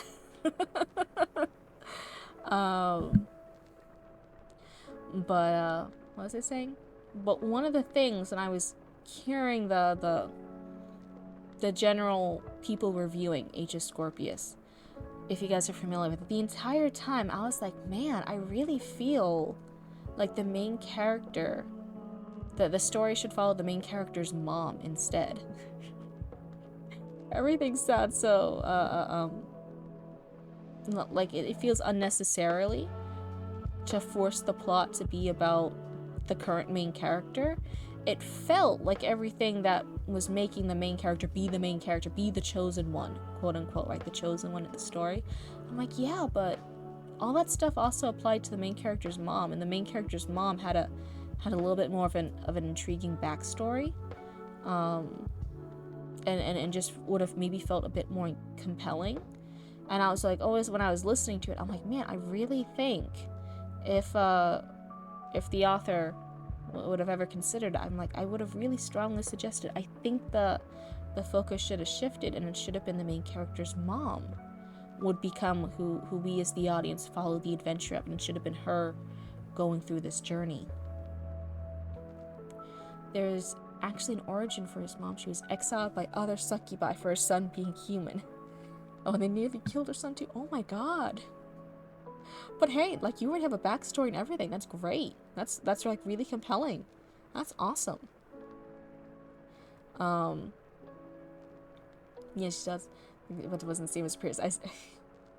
Like the special succubus powers. Yeah. That might not be the way you intended it. I'm just in my head, just going like hee hee. Special sexy powers. Yes. I think I'm just stuck on that. Mine, I want there to be a faction war. Okay, okay. Her mom was a hawk. Her antagonistic classmate's mother was a dove. It's fun. Yeah. That sounds fun. Don't worry. Yes, you made her hot. What do you ask? It's just lost in drafts at the moment. Yeah, always make sure. Like, I'm learning that now. With I read the post-apocalyptic short story thingamajig on stream the other day from my college days when I was at college cryptid. So it's been years. And thankfully I was able to find one, but I'm not sure I'll be able to find a lot of the other work I did in my creative writing college classes. And I'm almost sad about that, because one, there was other works that I felt more attached to than that one.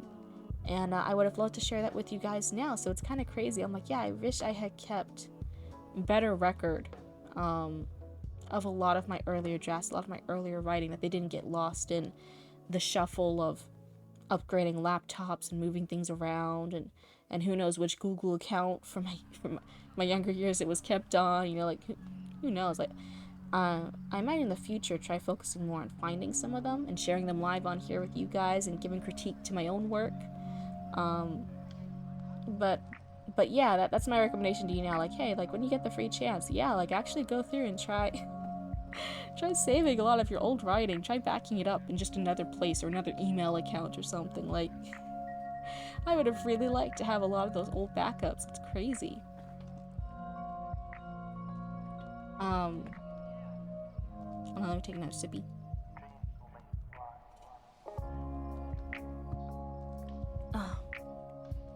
What was I saying though? Like blink, like, oh man, what was I saying? I feel like as soon as I stop yapping for a minute, I'm like, yeah, like reset. What? Computer error screen, what happened? I think I was even doing this like in person a little bit when I was at the market the other day, where like I would like be chatting with one customer, another person comes up to ask me a question or something, and I would just like, my brain could not process. Hold on, I'm moving my legs. In a squeaky chair. My brain could not process the two customers at once. It was just struggling so hard for me to be on as a customer service person, that like it was not handling like two different questions at once from two different people. I was like, wait, hold on a second. Normally I would have been fine with that. Like I said, when I worked retail years ago, I was fine doing stuff like that. But I think I just been feeling so under the weather and so tired the past little while that like it wasn't happening. Oh my god. But everyone was really nice at Goblin Market. I like a lot of the customers at Goblin Market. It's a really good vibe. It's a good market. It attracts the right kind of people. So everyone was really understanding and patient. It was really good. I think no, I was gonna say like there was like one person who kind of bothered me, but I'm like it was just them being young and dumb. I won't shit on them live on stream. It's fine. They weren't doing anything inappropriate. They were just being annoying, and I don't need to complain about that the next day. It's fine. But getting sleepy. What was I saying? Jeez, I don't even know anymore. We were talking about. Let me look in chat here. Okay, you guys are talking about your stories with the succubus. Okay. Oh, weird. I was trying to talk about the Age of Scorpius thing. So yeah, I'm not gonna shit on it. I'm not gonna talk bad about it, because again, you guys trust me with your writing, and I will never talk shit about your guys' writing, no matter what stage of early draft or plotting you guys show it to me. I'm never gonna make fun of you guys, so I'm not gonna make fun of somebody else for their writing. And I know that's been like a popular thing on the internet to do with Age of Scorpius, but like that's not, this particular chat is not the place for that. But I was feeling like, oh, in my head, I wish I wish they would have considered. I think that would have been one of the recommendations if I did know the author, if I was their editors, or if I was just a friend giving them feedback or something. I would have been like, I think the character, the main character, and the main character's mom are both these Scorpios, and their plot mechanics. You're kind of forcing the narration to make the daughter be the main character and force her on this this quest, and forcing to give these motivations for her to do this and to fight the Scorpius dynamic by the Scorpius government, whatever it was called. I'm blanking on it right now. But really, I feel like the mom character had a much more interesting backstory. She has naturally the wanting to fight the system because she has this the second husband who isn't a Scorpius. She's not allowed to be with. She has these children she wants to raise, and she can't because one of them isn't a Scorpio either. She has, as this really badass fighter who's living in the woods and raising this family against the law and stuff, she has a lot of motivation naturally to fight the system. She's also a Scorpio, just like the daughter is, so it's the same thing. They're like, oh, only a Scorpio could fight the government or whatever, the Scorpio government. But they both are, the mom and the main character both are. The mom has had more training for more years, so she's just naturally a better fighter. She has more motivation with raising this family. And she's also a Scorpio. And I'm like, really? I think the mom would have been a really compelling character to follow along with, and would have accomplished the same goals that you're trying to get the daughter to do for the plot. And I would have when I'm hearing back from stuff about the storyline, the plot of it, I'm like, man, I would have read a story about the mom. The mom sounded so compelling. Do you guys? It reminds me of, I mentioned before, there's an author who does the Dris Duerden series, the Forgotten Realms books, and he originally, when he pitched the books, he had a human barbarian. We were talking about D&D earlier, so this kind of works. It's a D&D inspired book series, right?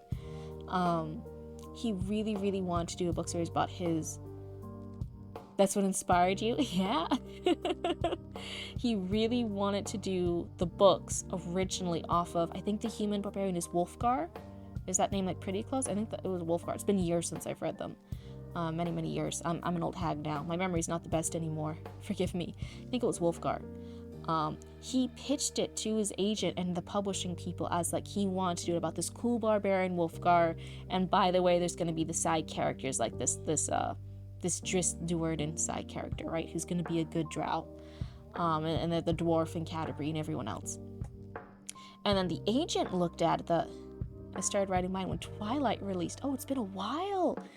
Oh my goodness. You were annoyed at it. Sometimes that's the strongest motivation, right? You see a concept you like, but you get annoyed with the execution. You don't like something about how they handle it, or the other topics they focused off, or the writing style. Whatever, there's something that annoys you about it. And instead you're like, nope, I'm going to do it better. I'm going to do it my way. Sometimes it's a really strong motivator, not going to lie. But yeah, the author for the Forgotten Realms series, for this thing, wanted it to be about Wolfgar.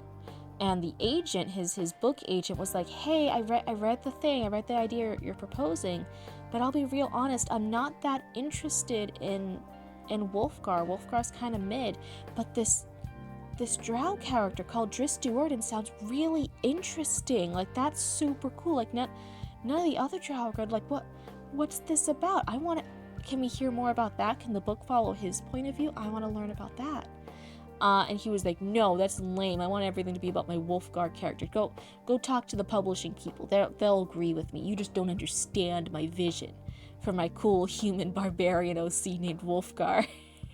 And so then both the publishing people, like the editor, publishing company people, and the agent reviewed it, and they all came together and they were like, hey, no, like, this Wolfgar character sounds kind of lame. Please, we are all interested in this Dris Duerden guy, in this drow elf. Please, like, he sounds really compelling. And he ended up being like, fine, I will write the book from Dris Stewardon's point of view. I will write the book. And it was the Icewind Dale trilogy. It was the first one in the book. I will write the book. And when I'm done with it, you guys will realize, and all the readers out in Readerland will realize how much better my Wolfgar OC is, my human barbarian Wolfgar OC. He's cooler. And everyone will be tired of this drow Dris Duerden dude or whatever, right? They won't care about him. And then you guys will give me permission to write the next series or the next book from Wolfgar's point of view, right? And they're all like, sure. And he wrote the series, and it was a universal that everyone loved Dris Duerden so much. Then he had to write the prequel series for Dris Duerden next, right? It was this huge thing. Everyone loved Dris Duerden, and like nobody gave a shit about Wolfgar. I remember he was one of my least favorite characters. I hated him. Oh my goodness. And the best part of Twilight is that it takes place in a town where the weather is always shitty and never not cloudy. Yeah, the sparkly thing is the least problematic part. Yeah, even then, I feel like there were other things too. Like there's other like really shitty places that with really shitty weather. Some of the side characters in Twilight were honestly really interesting. That's the same thing as I was saying about Age of Scorpius. Some of the side characters, like in Age of Scorpius, I said it was the mom. In Twilight, like it was Rosalie and Alice, sounded really, really cool. And then some of the other vampires in the other vampire groups sounded really interesting. Had like interesting backstories that would have been cool to explore. Hold on, model, come on. And I always wonder, like, man, I wonder if it should have been some stories or some pieces from the other characters' point of view, if those would have been a better success years later. Yeah, sparkling is the least problematic part. There's a lot of problematic stuff that happens in that series, now that we're all looking back on it, right? Oh no, especially with the natives being the werewolves who like children and stuff, but it's soulmates, so it's okay. There's problematic stuff in it that we can look back on now. Yeah.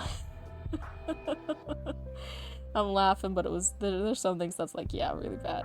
And you know, now there's a lot of people looking back on it and realizing the authors, is it confirmed or is it just strongly believed that the author for Twilight was Mormon?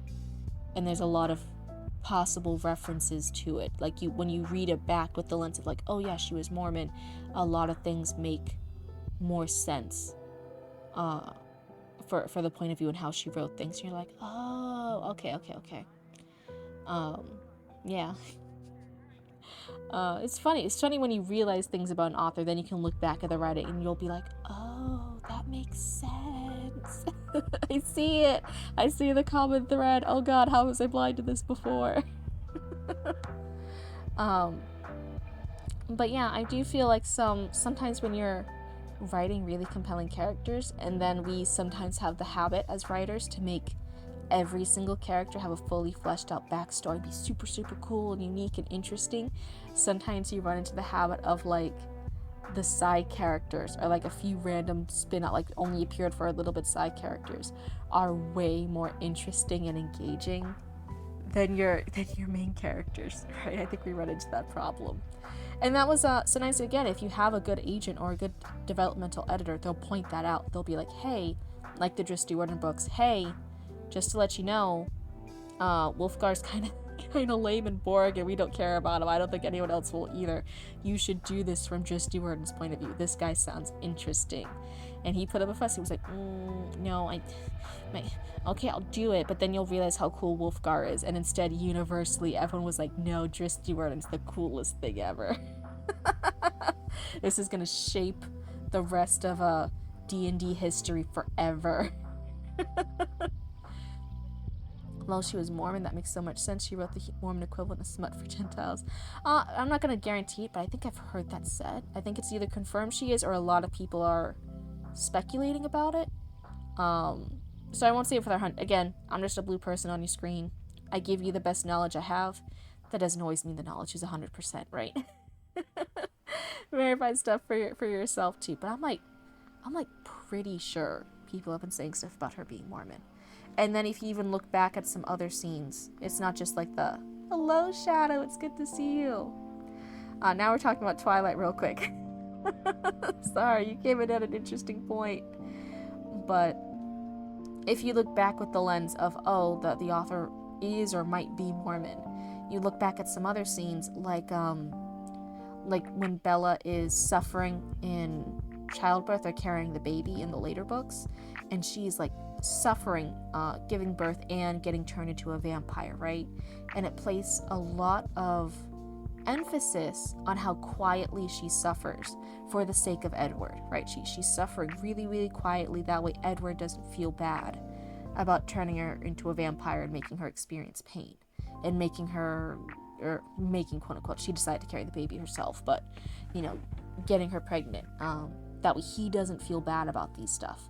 And then you look back on like Mormon teachings, especially for women, and how they have to sometimes suffer really quietly to be like a good wife for their husbands, and you're like, oh,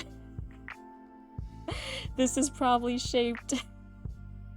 We're seeing some of that shaping in the book right here, of like how the emphasis on suffering quietly while doing stuff for them, on not making your husband feel bad, on sometimes there's the big thing. Hi, I have a 2.5k reward points right now. That's exciting. Thank you for hanging out in chat as often as you have. I'm always so happy you guys hang out in chat and yap with me. Nevermore. Really didn't know that was a Mormon thing. I never suggest going down a rabbit hole with learning about bad indoctrination things about any group. But you can look into different stuff too, right? And you'll see habits. Even we're hearing from some women who have escaped different Mormon families or Mormon communities, and they talked about, I think is this the ballerina farm lady? She was like, yeah, my parents decided when I was younger that this one dude who was also in the Mormon community wanted to marry her, and she didn't. She wanted to go to school for ballet and pursue a ballet career for a while before she settled down and got married. And she had this interview or this application, this big thing, and she had to go on a plane for it. But some of them own things. His father happened to own like the airplane company or something, and he ended up making it so that he got the airline seat next to her, and she had no idea. So for the next few hours of this airline trip, she was sat next to him, right? She couldn't get up, she's on a plane. So he sat next to her, and by the end of the airplane trip, that was their date, this forced date that he sat with. She had no idea what was going to happen. He planned the ticket next to her, sat down, he's like, this is a date, and talked with her for hours, and then within like a month or so got her to quit the career, got her married, got her having kids. Forced date, that's one way of doing it. Yeah, it's kind of scary when you guys that he had the information to track down her ticket info and then schedule it enough. He had enough money to schedule that he could get the ticket next to her. It's not specifically Mormon. This isn't a thing like, if someone's from one particular culture, they'll do this. No, there's good and bad people in every single thing, no matter what group you're looking at. So I never want to make it seem like that. I'm just saying that there is a trend of sometimes, right, and the worst part of the trends, and the worst part of the trends of any community, and the worst part of these trends, sometimes they do encourage, like, if that man wants that particular woman to marry him and make more babies to be part of the army of God, or whatever they believe in, right?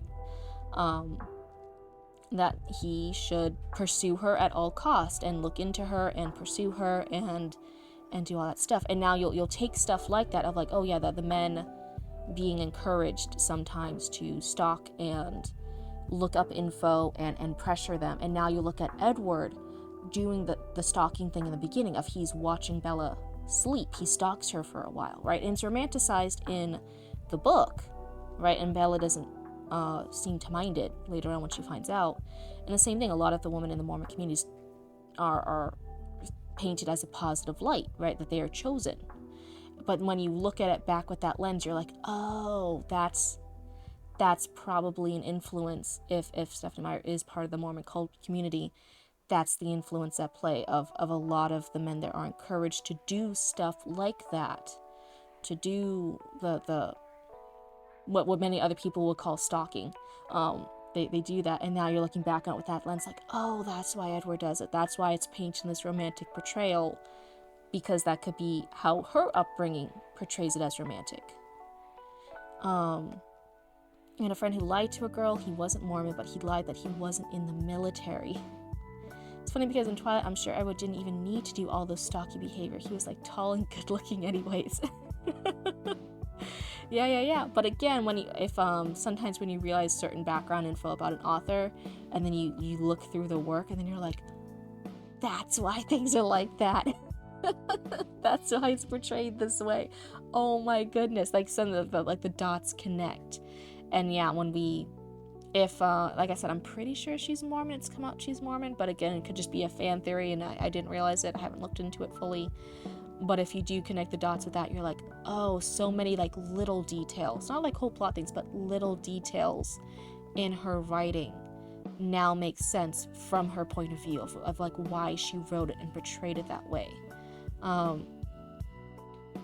I don't know exactly, something art does reflect the author, but sometimes I believe they don't, and it depends. Yeah, and I'm not saying like, oh yeah, it's 100% this. If you come from this community, your books will always look like this. We could always tell everything about you from your writing. No, but it is funny, like in little ways, our perceptions and our upbringing can sometimes be reflected in little tidbits of in our creative work. Because writing is a creative work. And there will be little things of your personal life that bleed through, and you won't even notice it until you take a step back or someone else points it out to you, and then you're like, oh. Because I do think when you do creative stuff, it should be like an original thing, like your brain's having fun making original things that it hasn't experienced. That's why people write stories about dragons, right? We haven't experienced dragons, but people like writing about it and imagining. People write about going on quests, and a lot of us haven't gone about quests. So we write a lot about stuff that we haven't experienced. But sometimes there's little things we have experienced that bleed through into the creative world. Right, it's like, you have George R. Martin writes like horrific stuff, but he's more of a historian, yeah, rather than some sadist. You do tell a lot of things from people by their art alone. There's even funny, like, Miyazaki, right, a lot of his work's very dreamy, poetic, almost nostalgic, and empowers a lot of like females as the main leads for a lot of his work. And in real life, he's this very grumpy, gloomy guy. Yeah, he is a pacifist, and a lot of his work does show that, so he does purposely write that message. But it's also funny now as we look at it, a lot of his work also empowers women to be single protagonists, and that the men don't really rescue them. The men help them, but they don't rescue them. And he says that's a very important thing. And then you hear stuff from his home life, and it's actually like, oh, Miyazaki, you're kind of a really shitty husband and father. Oh no. And there's he often sees males as cursed. Yeah. I meant to say it. There's a lot of good messages. He very purposefully and very well. He does it very well. He shows in his creative works. But it's also very funny realizing the contrast sometimes of how he writes and portrays women, and then you'll hear stuff in his real life, and you're like, oh, Miyazaki, what are you doing? Why are you being such a mean husband? I'm not saying like he's horrible and so he's not like, as far as I know, he's not like a wife beater or anything. I'm just saying like he's I think there was stuff like his wife also wanted to write stories and be this creative person, and he, at first she was gonna work and he was gonna pursue it, and then he said they were gonna like switch once he established a career. And then he did establish a career, but then he pushed off her pursuing her own. And then they raised the kids, and he's like, oh, well, after the kids, then you can do it. And he left her solo, raising the kid for a lot. He would just be at work a lot. And then even after she finished raising the kid, he hasn't necessarily encouraged her pursuing her own stuff. And he was very hands-off and even dismissive of his own kids. And that's a really stark contrast to how we see family and woman portrayed in his works. So sometimes, yeah, even if you try to connect things about an artist to their work, sometimes you'll draw the opposite conclusions. He grew up after World War II, yep, especially American occupation of Japan. So he witnessed a lot of traumatic stuff. If you are familiar with the artists that came out of that era, they're pretty demented. I bet. And then people even have the memes about the, I'm gonna say it wrong, the Junji Ito. But he writes a lot of like spooky, horrific, like scary stuff, right?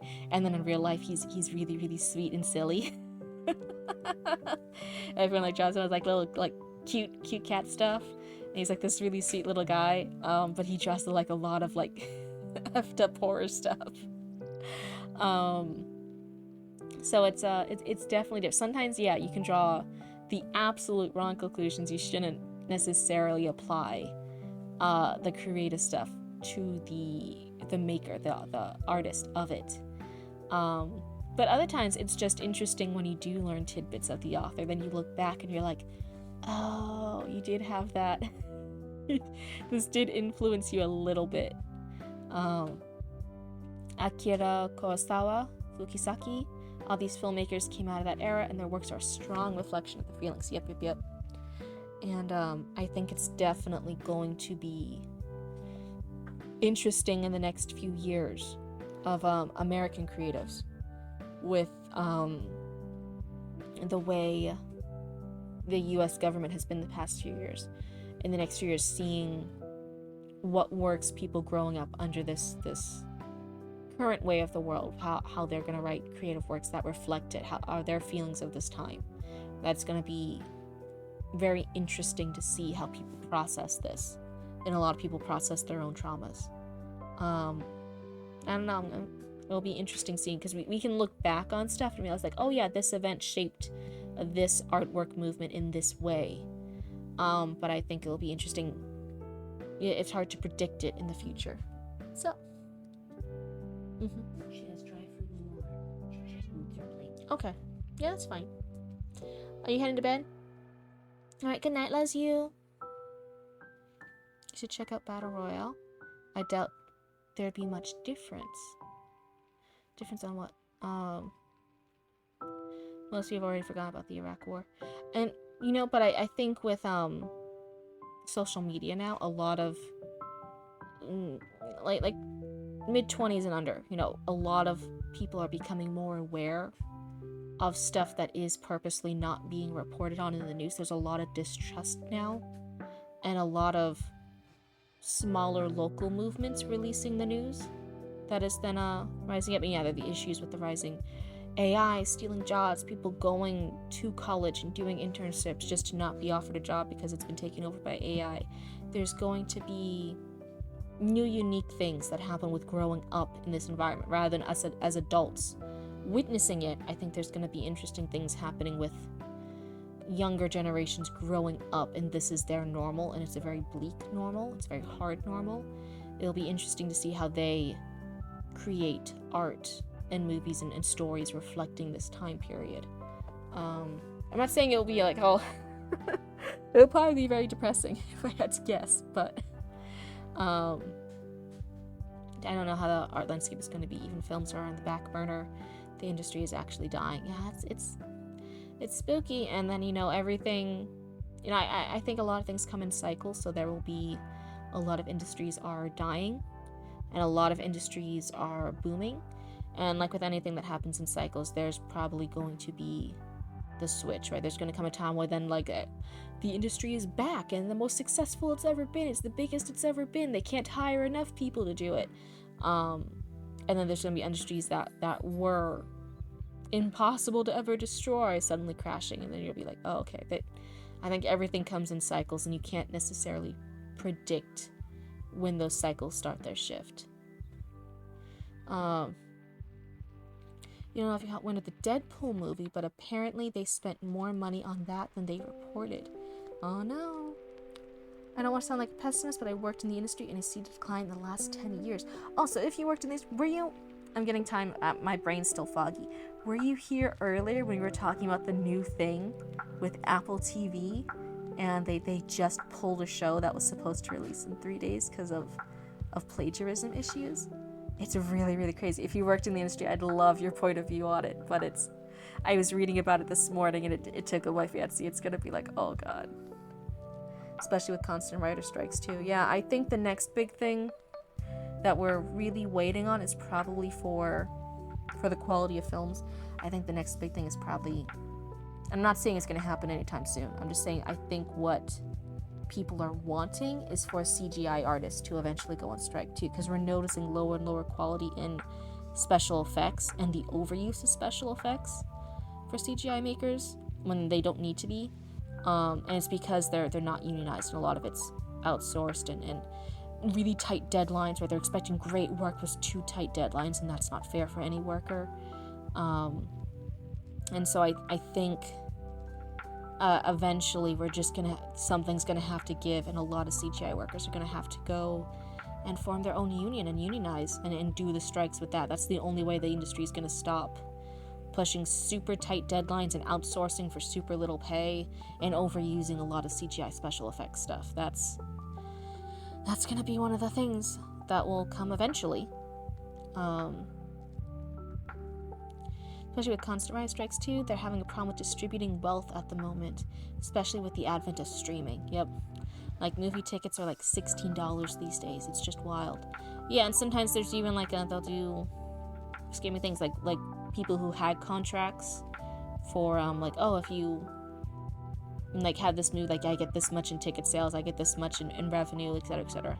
And then with the older movies especially, since they're now streaming them, they didn't necessarily negotiate those same rights with streaming, and so a lot of people are now getting the short on the stick when they were making money from other times that they were showing the movie, showing the franchise, but they didn't necessarily have it back then to include clauses for streaming, and they're like, wait, I'm getting pennies now, whereas before I would have actually made a living with it being on TV channels, right? With hosting on TV channels, I would have gotten this much money.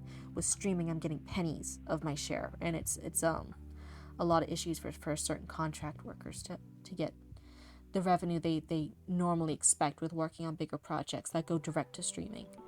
Yeah, Nevermore here. Sorry for everyone who was here when we first chatted about it.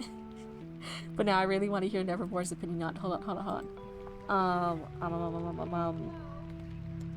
Hunt. Apple TV page. Hold on. We read this one earlier. This one wasn't like the best. Hi, what? It's good to see you. Welcome to the stream. Okay, so there's at least a few people who didn't hear me rant about this earlier. This is like a new story. I've been keeping up with it partially, but like, oh my goodness, the drama of when this inevitably has lawsuits happening, I'm gonna probably be paying attention to the lost drama, because like, oh my god. But you even heard Star Wars plagiarized a fan film. Hey, I wouldn't be surprised. Wouldn't be surprised. Let us read this one again. So basically, so this thing was supposed to Apple TV original, supposed to be an original thing that Apple TV was producing, was gonna debut in like 3 days, December 3rd or some shit, right? And it was gonna be this amazing original thing, and it was called The Hunt. It was gonna be a miniseries, and it was going to star a group of hunters. They're all buddies, so main character is buddies of hunters. They're gonna go on a hunting trip for the weekend. During their hunting trip, right, they suddenly start getting under fire by a different hunting group, Hunter Team B, that's what I'm gonna call them. And Hunter Team B starts shooting at them, starts hunting them. And they're like, this is crazy. And in self-defense, one of Hunter Group A ends up hurting or killing a member of Hunter Team B in self-defense, right? Because Hunter Team B is like hunting them down, even though they're all humans. They're like, what the fuck? After they kill one of Hunter Team B, they all escape, and they're like, that was crazy. We are never going to talk about this again. And they return to their everyday lives, right? Back home, back to their jobs, But now at their offices, at their workspaces, in their homes, they're feeling watched, and they're actually still being hunted by Hunter Team B, who's trying to hunt them down in vengeance now. And that was this original thing that Apple TV was pitched, and they agreed, and they signed it on, and they filmed it. It's already been made, and they were going to start airing it on the 3rd. They've been releasing trailers and stuff, and yeah, it's actually a good pitch, except except in the 1970s, there was a novel called Shoot. And you won't believe this. This is going to sound totally original, but in it, there's a main character and his 4 friends who are work buddies, and they go on a hunting trip on the weekend. And during that hunting trip, another hunting group, known as Hunter Group B, starts shooting at them. And in self-defense, one of his friends has to kill a member of Hunter Team B. They all escape and return to their everyday lives and agree not to talk about it. But while they're in their offices and homes and workplaces, they feel watched and like they're still being hunted by Hunter Group B. Isn't that so interesting? It's the exact same plot. It's the exact same plot. And in 1973, that was a novel by Shoot, and it was also a 1976 film. So it was a novel and it was a film. I think I saw something else, like might have had a play or a script or something too. It might be 3 things, but it's from the 1970s. And it was a French, yeah, whoever took that plagiarized it. Yeah, isn't that crazy? But so Apple TV, when it was supposed to release in 3 days, they've already released the trailers, they've done all this promotion, they've done all the marketing, supposed to release in 3 days. Then they heard all this, people were pointing out the exact same similarities, so then they shelved it. You can't find it anywhere. They've released it from social media, they've removed the trailers, they've removed any hint of it. The actors aren't allowed to talk about it, nothing. Everyone's on silent. And now they're looking at the person who pitched it, so the person who pitched it also wrote the screenplay, the script, and also was directing it. Let me see if I can find who it was. Here's the tagline.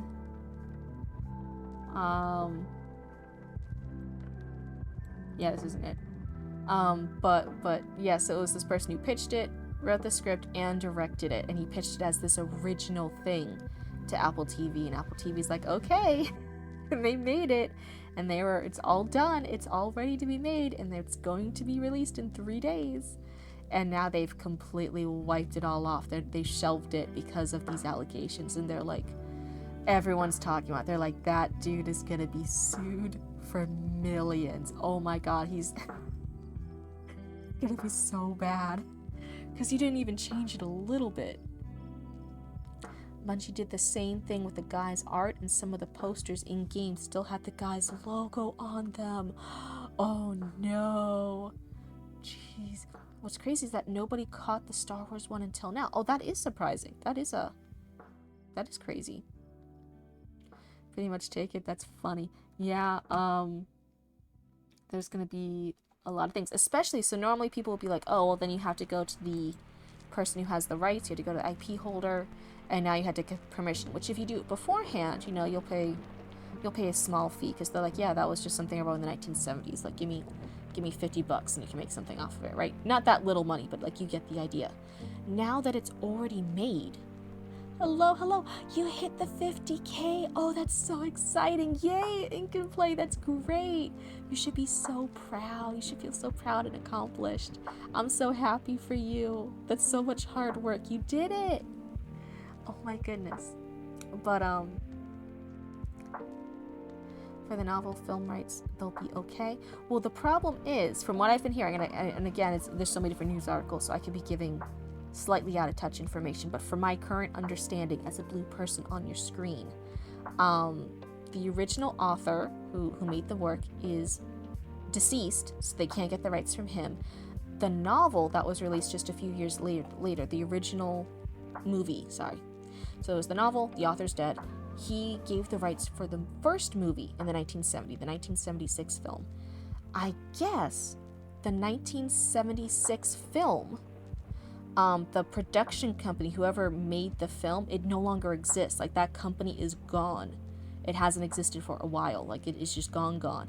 So they have to now track down whoever might allegedly, they can get permission from the state. It depends if this was apparently like a smaller thing. There might not be an estate holder. So first they have to track down whoever owns this, whoever would hold the rights.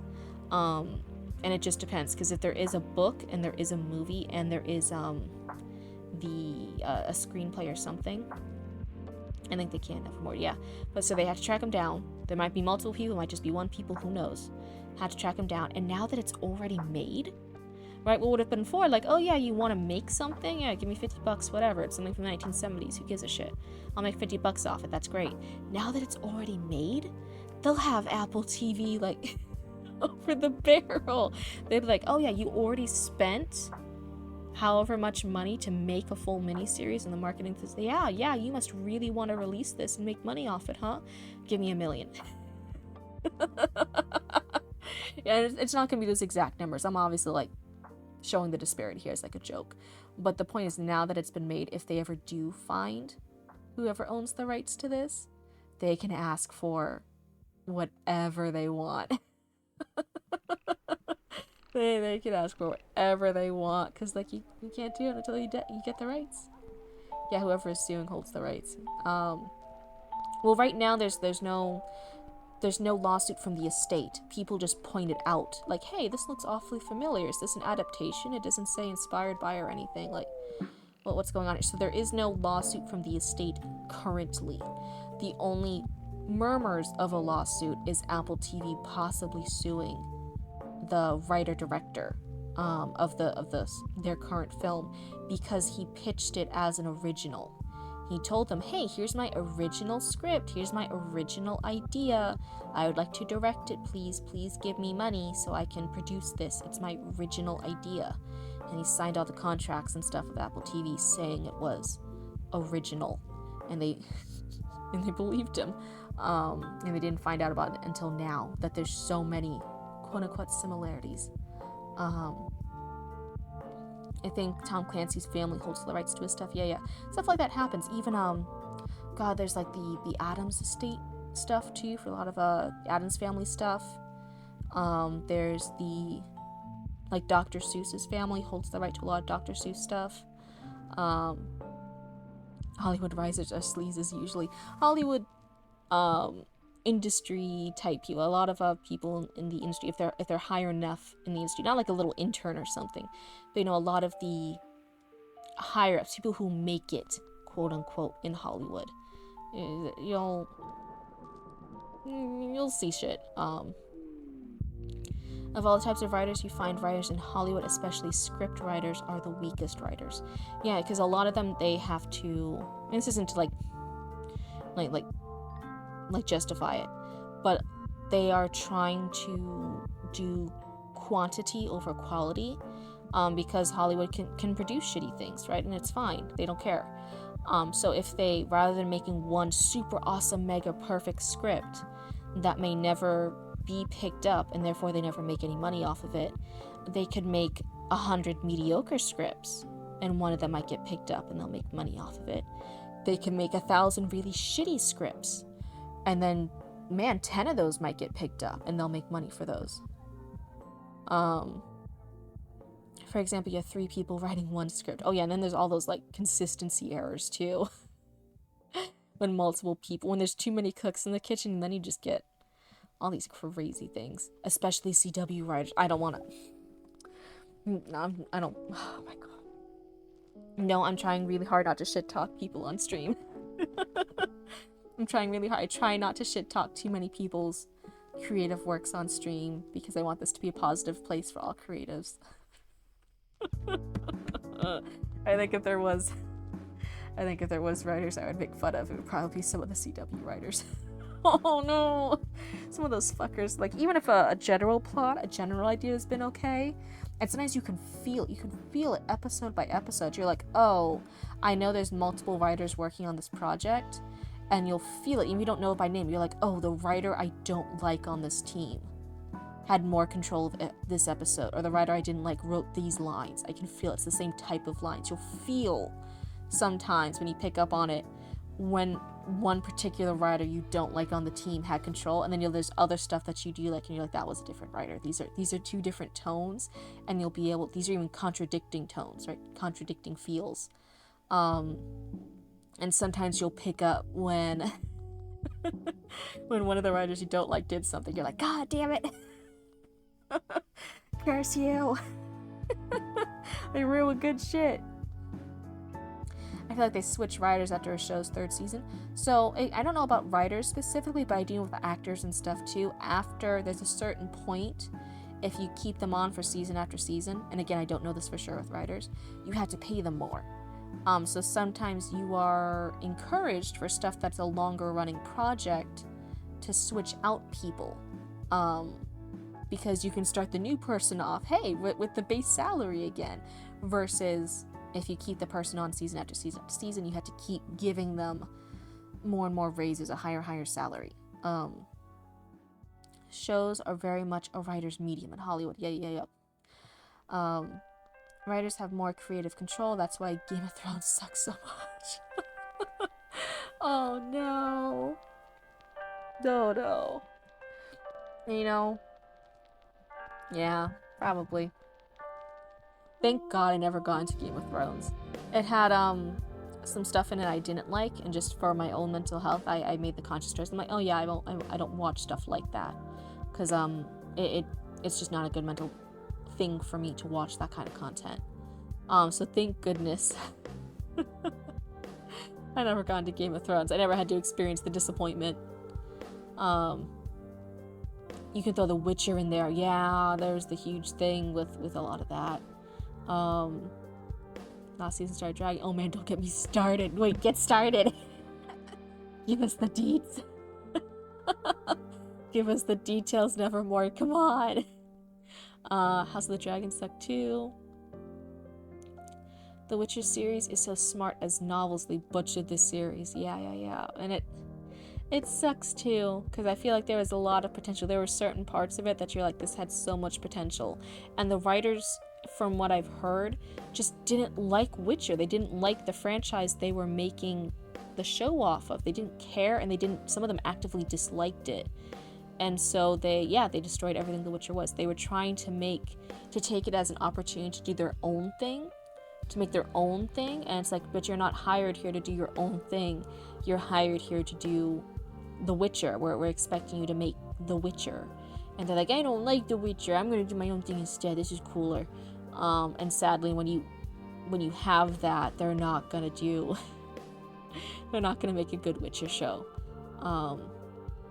They were using The Witcher to try and sell their own IP, to do their own thing, and then thinking they were so much cooler and above it all that people would like it more, and then recognize them for how perfect and amazing they were, and then hire them to do their own thing in the future, because they did such a better Witcher with their own cool thing. And that's not how it worked. They just failed at doing Witcher, and all their parts were really, really sucky. Sometimes you have to, even if it's not what you want to do, if you're like commissioned to do this particular thing, even if it's outside of your niche, it's not your specialty, it's not what you want to do, it's still important to do that thing really, really well, because that's what you were hired to do. Halo can be thrown into that pile as well. I don't know too much about Halo, but I'll take your word for it. Typical Hollywood behavior, sleaze. I didn't see Halo, thank God. Yeah. And you know, that's one of the things. Even with sometimes it's not just writers too. Sometimes even artists, they'll get commissioned to do this really cool, big, amazing project.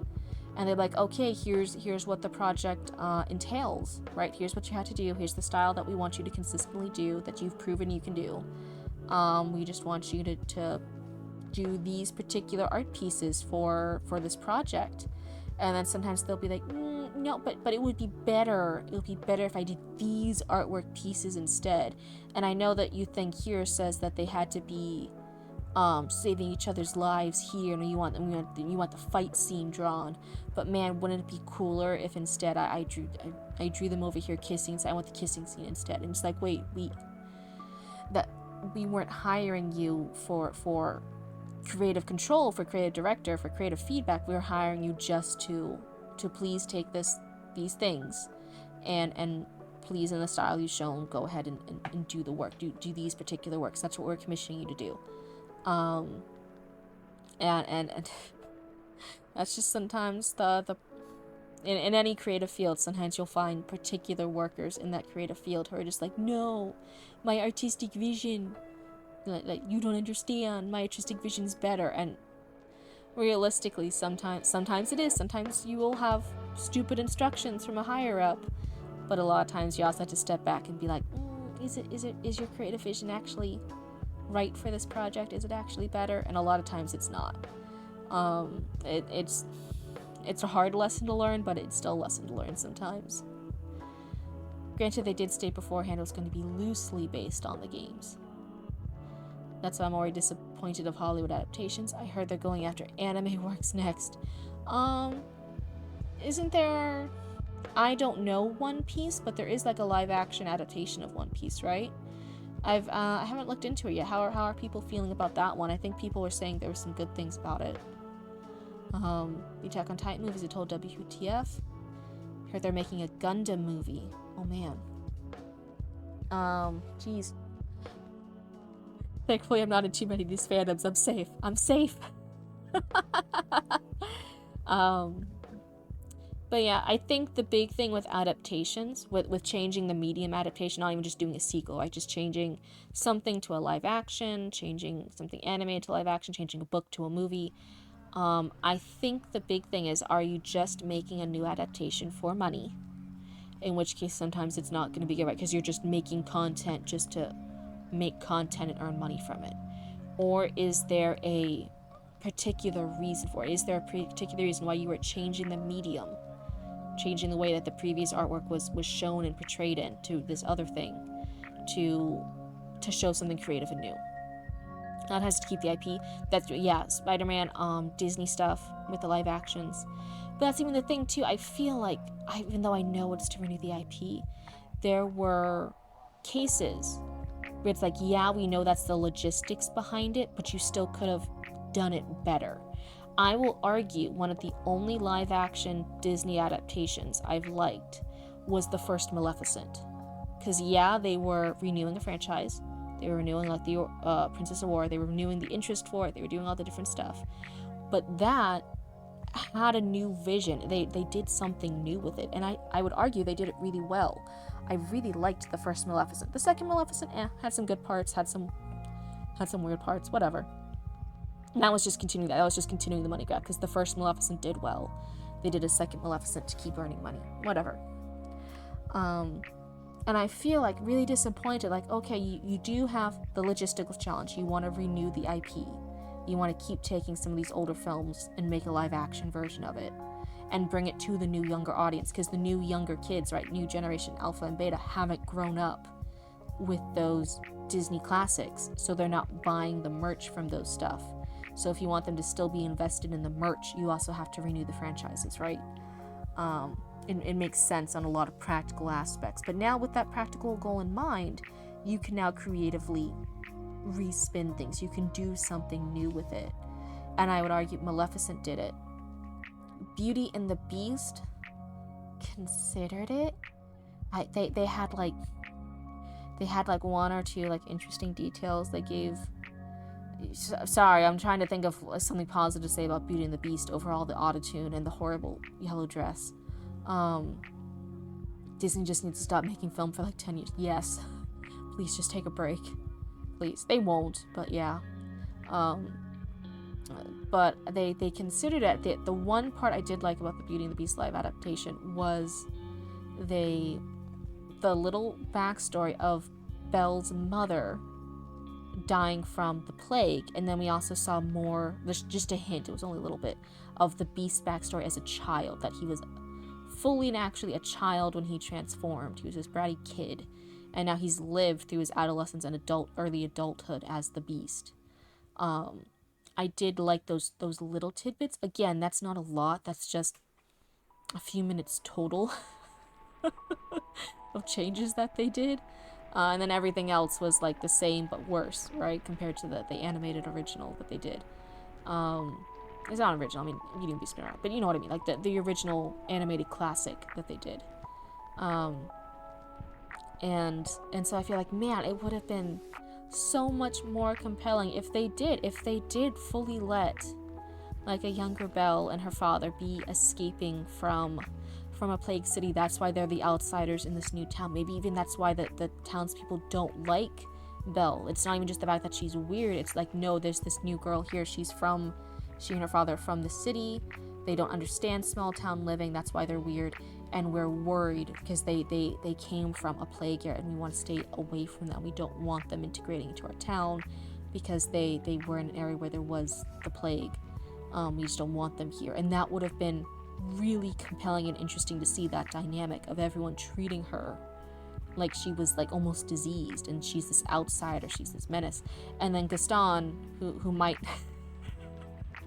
be like this anti-vaxxer, but in this historical setting where he's like, oh, I don't care, she looks healthy, it's fine. And then because he likes her, it's convincing the town to do all that. He's like this flat earther.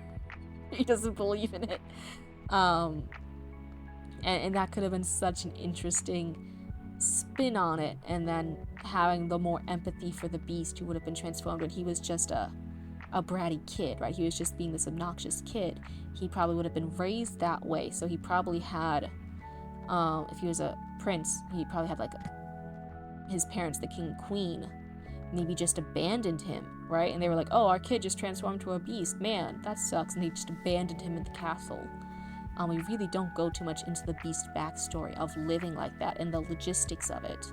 Like, did the parents tell everyone, like, oh, our son died? Did they have another heir? Because now if the Beast has been the Beast for the past 3 years, who's been the heir to the kingdom? Who's been raised to take over the kingdom when the king and queen die?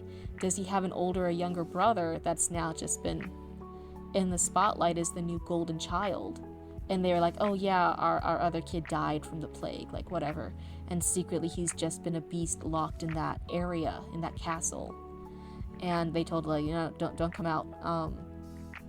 The family dynamics of the plague could have been so interesting to exploit. You see what I mean? Like, yeah, they could have renewed the IP. That's the logistical purpose for it. But they could have creatively explored a lot of things when given this chance to remake a movie about Beauty and the Beast. And I wish they would have. They did it with Maleficent. I don't think they did it with a lot of the other live action IPs, unless I'm forgetting something. Like I said, in Beauty and the Beast, they did a few little scenes. I think in The Little Mermaid, they did a few extra little scenes and some original songs. Man, what else was there? Give me back my lo-fi. What else was there? Beauty and the Beast is in the public domain. Yeah, but you know, they need to... You just can't use the Disney... Yeah, and that's what I mean. They need to renew their Disney version.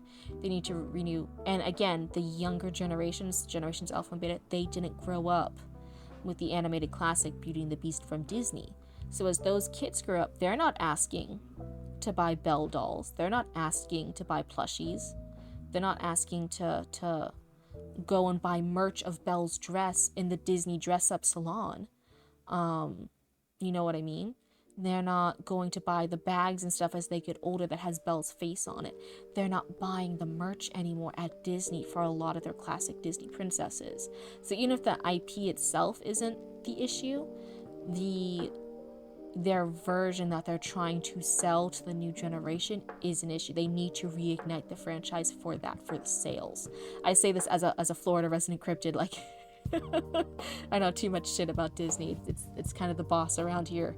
And there weren't the sales from the younger kids for a lot of the classic princesses until they renewed it. A lot of the younger kids weren't buying The Little Mermaid anymore until they redid The Little Mermaid. And now everyone's buying The Little Mermaid shit afterwards, right? It's just part. They just have to renew the interest in the younger kids to ask their mom and dad for Christmas to buy them the princess stuff again. It's just the logistics behind that. I don't think they should. They need to tell us. Yeah, I think that would be better. I think, again, you're right. They need to hold off on a bit and then start working on more creative originals after a pause, after like, reorganize shit, get your shit figured out. That would be the dream reality. Is that logically gonna happen? Probably not. I'm saying, hey, for the people who got the opportunity to work on it, So again, more than likely, Disney's gonna keep demanding renewals and stuff because it renews the franchise for sales. Yeah. Disney's gonna keep demanding it. I wished the people who were put in charge, who were given that opportunity to work on these projects, to be a part of this, did it like Maleficent, where they came up with something new and creative to spin it as, rather than what I'm honestly seeing is a lot of mediocre attempts with the Disney budget. I'm like, you have a Disney budget, not a lot of other films. You were talking about the disparity in paying people. Not a lot of franchises have a Disney budget. Not a lot of costumers have a Disney budget to make costumes with. Not a lot of it's just mind-blowing. And we're seeing it wasted, and they're just remaking shit and just adding one or two details. And I'm like, you had the opportunity to work on a new Beauty and the Beast. You had the opportunity to work on this. And it feels very much like a wasted potential type scenario. And it's really disappointing. And I wish that there had been more stuff like, if there had been more stuff like Maleficent, I don't think there would have been the same backlash about them renewing and remaking a lot of movies into live action adaptations, because it's new. Maleficent is new compared to Sleeping Beauty. Everything else is like, oh, eh. This is just the same movie a little to the left or a little to the right. Like, yeah, you wish Disney does a grim fairy tale about the juniper tree. Now that would be messed up. I wish Disney did some of their more spooky stuff. You know, I miss the Nightmare Before Christmas era. Remember Gargoyles? That's what I said was one of my favorite TV shows watching growing up. Disney did Gargoyles, and that was so. I'm gonna pull it up real quick just in case anyone doesn't know. But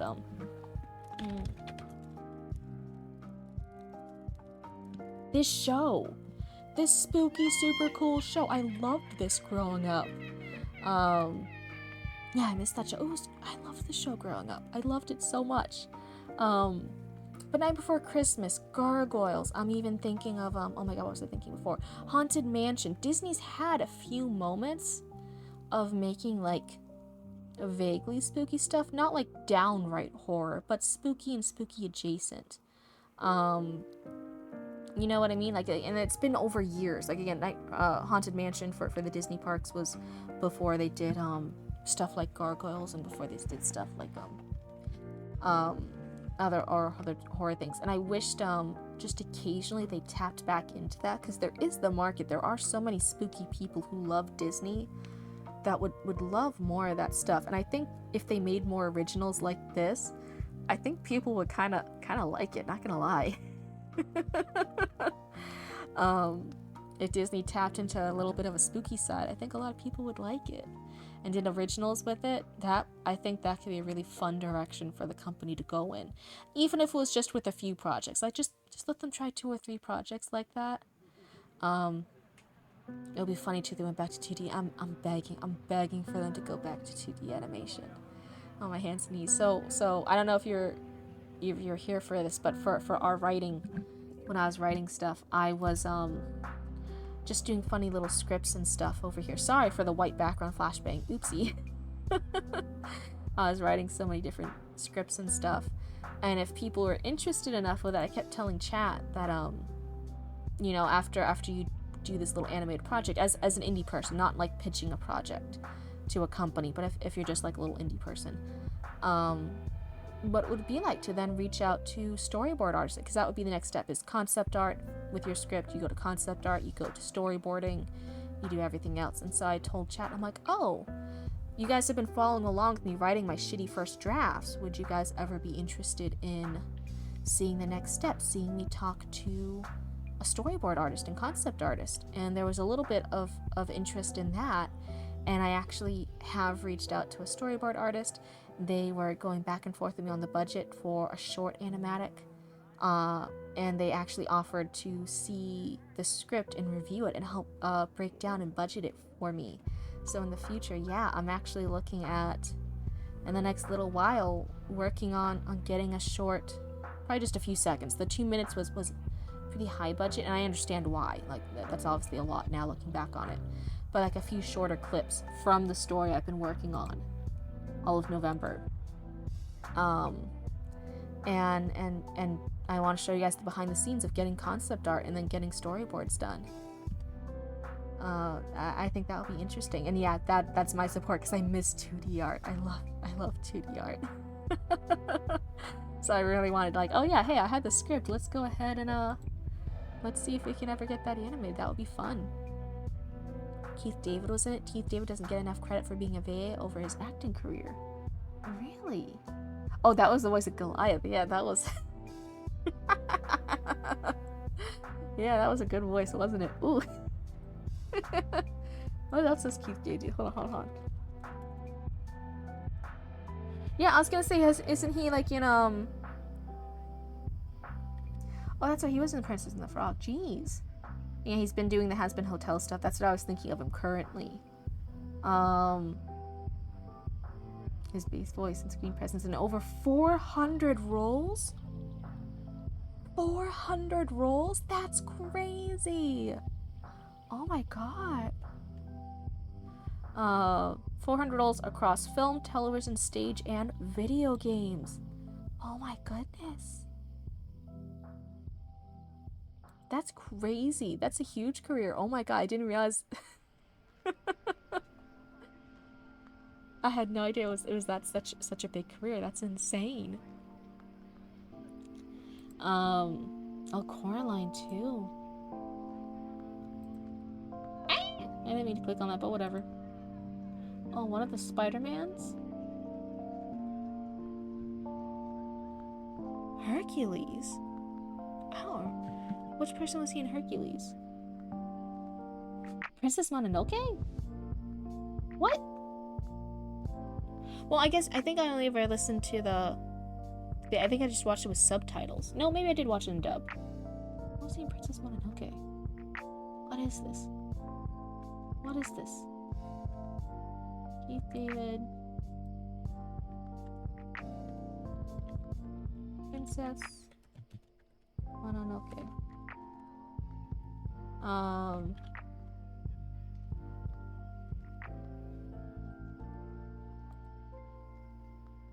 David played the narrator in Okoto. Which is Okoto?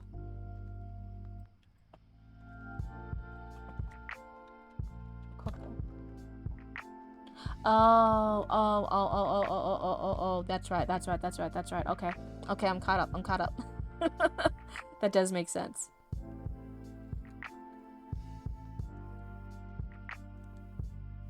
Man, Princess Mononoke was so good. I guess, speaking of funny parenting decisions from early in the stream, so Mama and Papa Cryptid let me watch a lot of Studio Ghibli when I was younger, like Kiki's Delivery Service and The Cat Returns, and some other really nice ones. And so they basically trusted Studio Ghibli, like, yeah, this is great, and they liked it. And then I guess they saw Princess Mononoke and they saw it was like just another Studio Ghibli film. And when I was still like little, they let me watch it, but they let me watch it unsupervised, and I loved it. Right, I didn't have any nightmares or anything from it. I loved it fully. I still had so many fond memories of it years later. But they had no idea until I, as an over 20-something adult, was like watching it with them or something, and they were like, what? And there's like the blood and the dead animals and them using the corpses of some of the animals to trick this one into going to the forest and all the different things. They had no idea. And they were just like, we let you watch this as a kid? And I was like, yeah, I love this movie. And they were like, oh god, we're horrible parents. His HBO Spawn series was amazing. Oh, nice.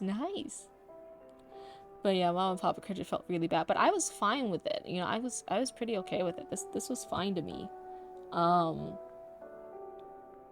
and it's been so influential. Like the entire thing we've been working on for November that I've been writing was inspired. I'm like, yeah, it's Studio Ghibli vibes, but like specifically Princess Mononoke if it was horror. Like I want the spooky little vibes we got in this one, but more. I want it to be horror. And then Studio Ghibli vibes. It's kind of funny how it's come full circle. You ever seen the Spawn series or Princess Mononoke? Oh, I love Princess Mononoke. Definitely one of my favorites. If If you've seen other Studio Ghibli, and I know some people say like, oh, it almost feels, some people it's almost a little childish, they can't fully get into it. They wish it was like a little bit more mature or a little bit older, as they're like an adult watching Studio Ghibli for the first time. They're like, it's good and all, it's just not for me. If that's your vibe with some other Studio Ghibli films, I would highly recommend trying Princess Mononoke, because it is that little bit more, without being still pessimistic, it still has like the good Studio Ghibli vibes for it, but it is slightly more mature, and it does have slightly spookier concept. It does have more of the deaths, more of the topics of war, and who the bad guy is in war, and different things in that, and different sides of war and different perspective. It is a slightly more adult of the Studio Ghibli films. So if you did have that feedback about it, then this would be the one I recommend for people. Other people love Studio Ghibli and love the good vibes, and they just want to watch Howl's Moving Castle 300 times in one day, and that's fine. So it just depends on what you're looking for. If you've seen the Invincible series, in the comics, they're set in the same universe. I really didn't watch HBO like that growing up. That's good. HBO was for adults at the time. That's true. Yeah, I actually haven't seen the Invincible series. I've heard a lot of good things about it. I just haven't gotten into it yet. I don't know. I feel like there's a lot of different franchises and shows I gotta keep up with. You're 36? Yeah. So, man, what was I saying earlier? So you saw the series when you were 18. Okay. Yeah, I haven't seen Spawn either. That's one of the funny things. I feel like there's so many things when I think I watched a lot of content and shows when I was younger because it was fun. And then I think as I got older and I was fighting a bit more with depression, and you start avoiding things that make you happy because you're not happy. Like I said, I stopped reading in later high school and college, right? I had a lot of depression, so I wasn't doing the fun things like reading or writing. I struggled with it. And I think the other thing too is, as I come out of it, I still consume some media because I am better now. I am in a better place than I have been for a few years. But I think it is hard to watch as much and read as much as I did when I was younger, because that is fun stuff to do. And sometimes it is hard to do fun things you like when you're not in that good headspace. You accidentally watched an adult film because I mistook it for Garfield.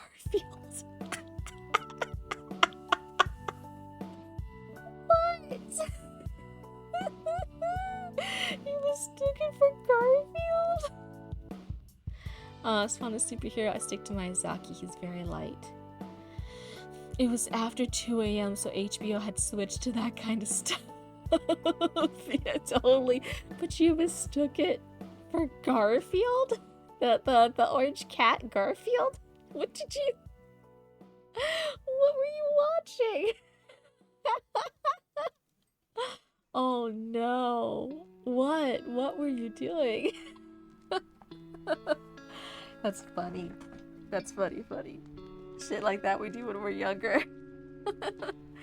That we never tell the parents, but then we tell the strangers here on the internet, huh? That's the fun stuff. Oh my god, hold on, I'm stretching. So if the model goes wonky, it's because I'm stretching. Okay. But yeah, 2 hours ago, 11 minutes ago. Did I miss somebody following me a minute ago? I'm so sorry. Welcome to Cryptid. I totally missed it. Welcome to the Cryptid call. It's good to have you, Apollo. Oh my goodness. It was a Cloverfield parody, and 7-year-old me was like, what the fuck? 25 now. It's so weird looking back, and I was like, oh yeah, Cloverfield came out that long ago, didn't it? I had, I think I was in high school when Cloverfield came out, and I had a friend who loved spooky things so enthusiastically. Huge Sweeney Todd fan, and loved Cloverfield, and specifically their favorite, they had watched the whole movie just to see it, was, oh my god, what was it? Hold on, we're gonna look up. Cloverfield monsters now. We're all gonna go on this journey together. Monsters. It was...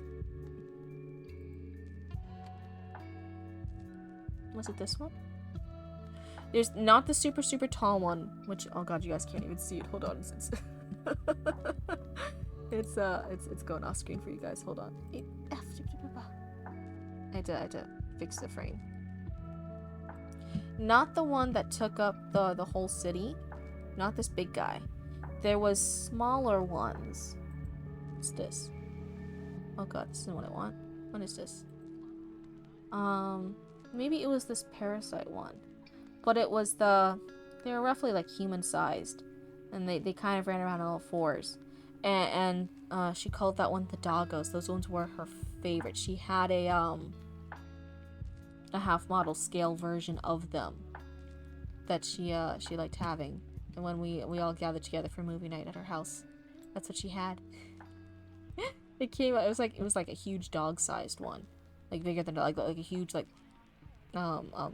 bigger than a German Shepherd sized dog. Like it was this huge model of it.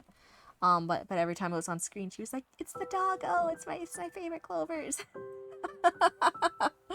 And whenever I think of Cloverfield, I just think of that, just seeing this all the bad stuff you see in Cloverfield, and then just her being absolutely thrilled when her favorite monster was on screen, because she's like, "Ah, that's the good boy. That's my favorite one." Oh my goodness, everyone's funny quirks, huh? That's the one thing I remember from that movie, just how excited she was for it. You were able to watch some rated R movies as long as it didn't cuss too much, and when a sex scene would happen, whoever was watching with me would cover my eyes until it was over.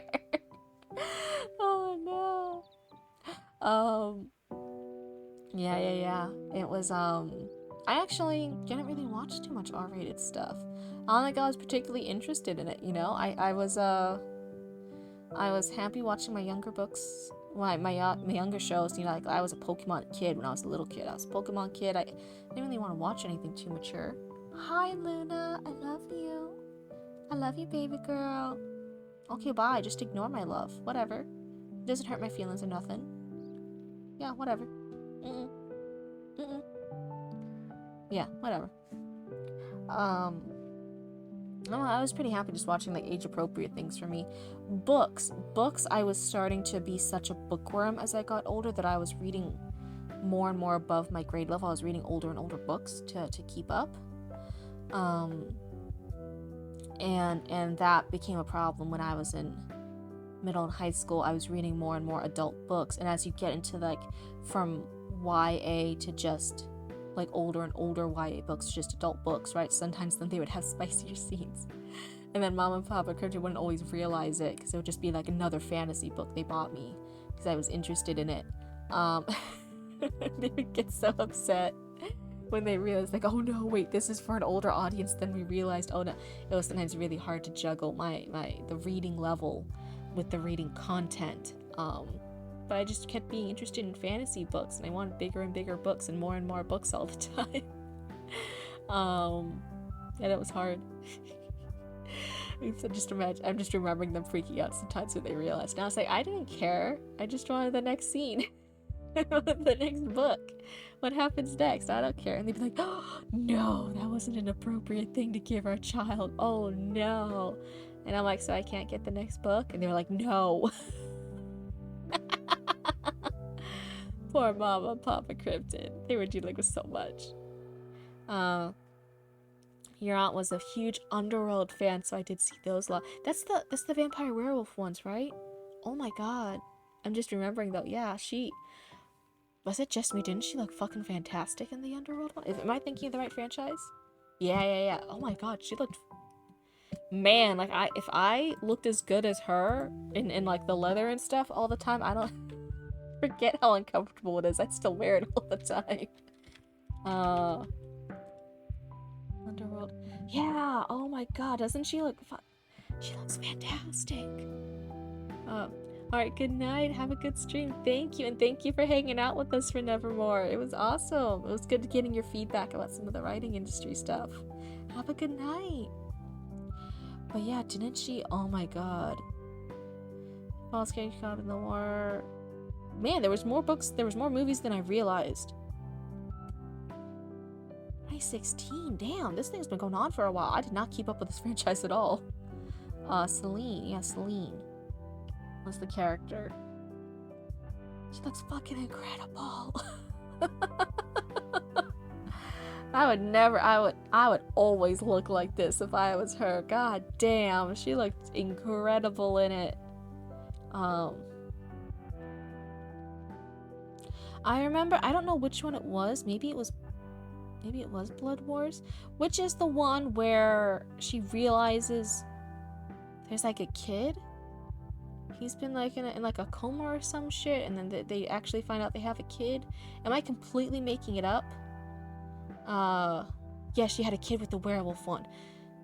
Oh god, wait, there was the werewolf one? I just remember the human guy. Okay, yes, so there's a werewolf guy, and that's the last couple of ones. Oh, okay. I just remember the movie where she, like, discovered she had a kid, and the rest of the plot was dealing with that. So whichever one that one was, where she, like, first discovered she had a kid, that was the last one I watched. I had no idea there were this many. That's funny. Oh my god, the way that a franchise can escape you for a while. So the last one was Blood Wars 2016.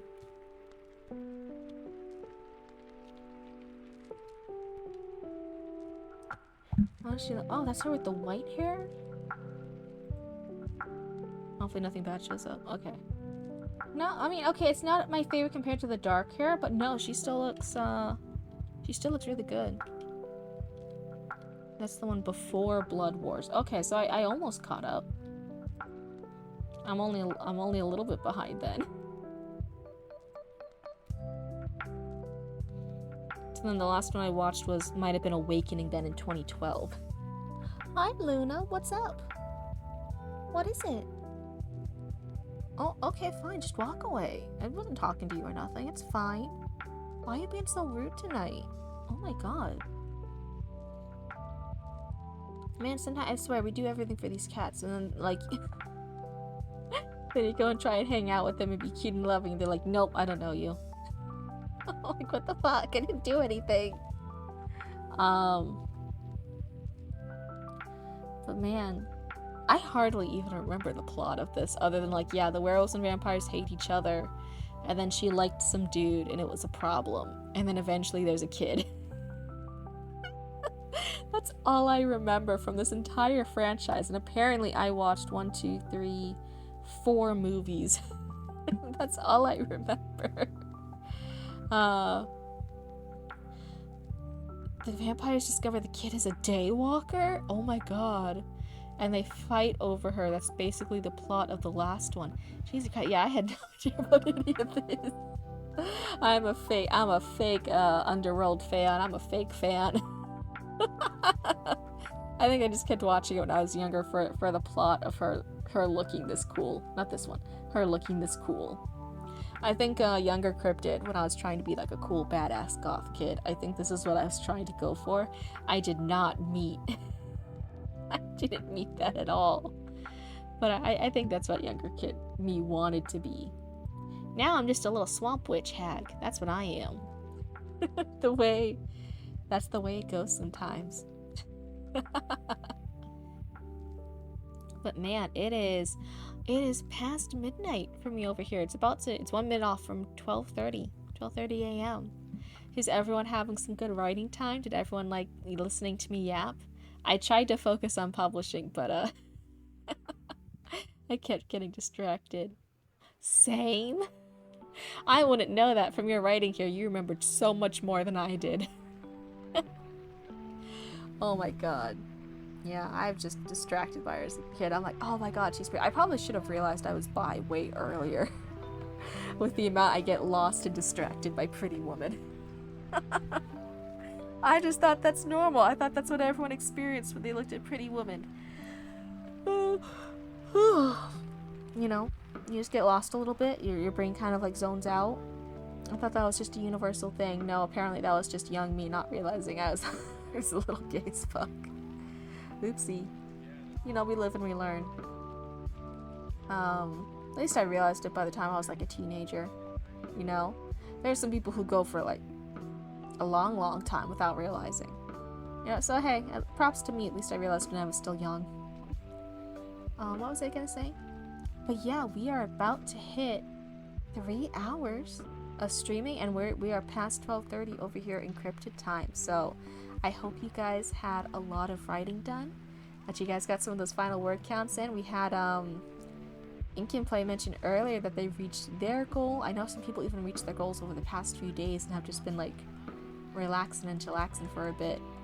I'm not sure if there's anyone that we know who's up for a raid right now.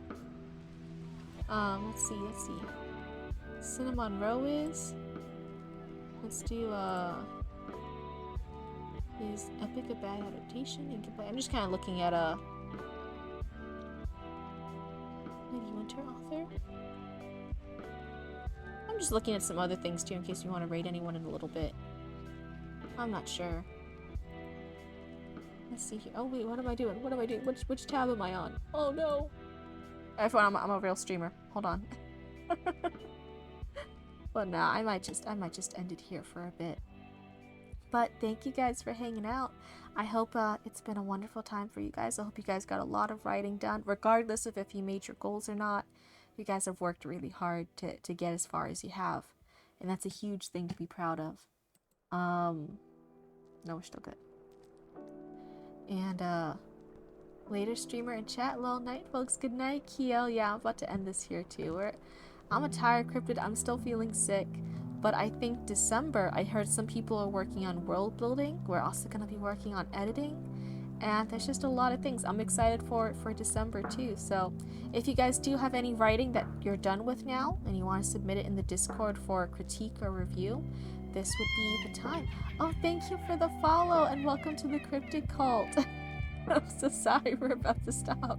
But we'll be on tomorrow. And yeah, if there's any of you guys who want to join the Discord, submit your stuff.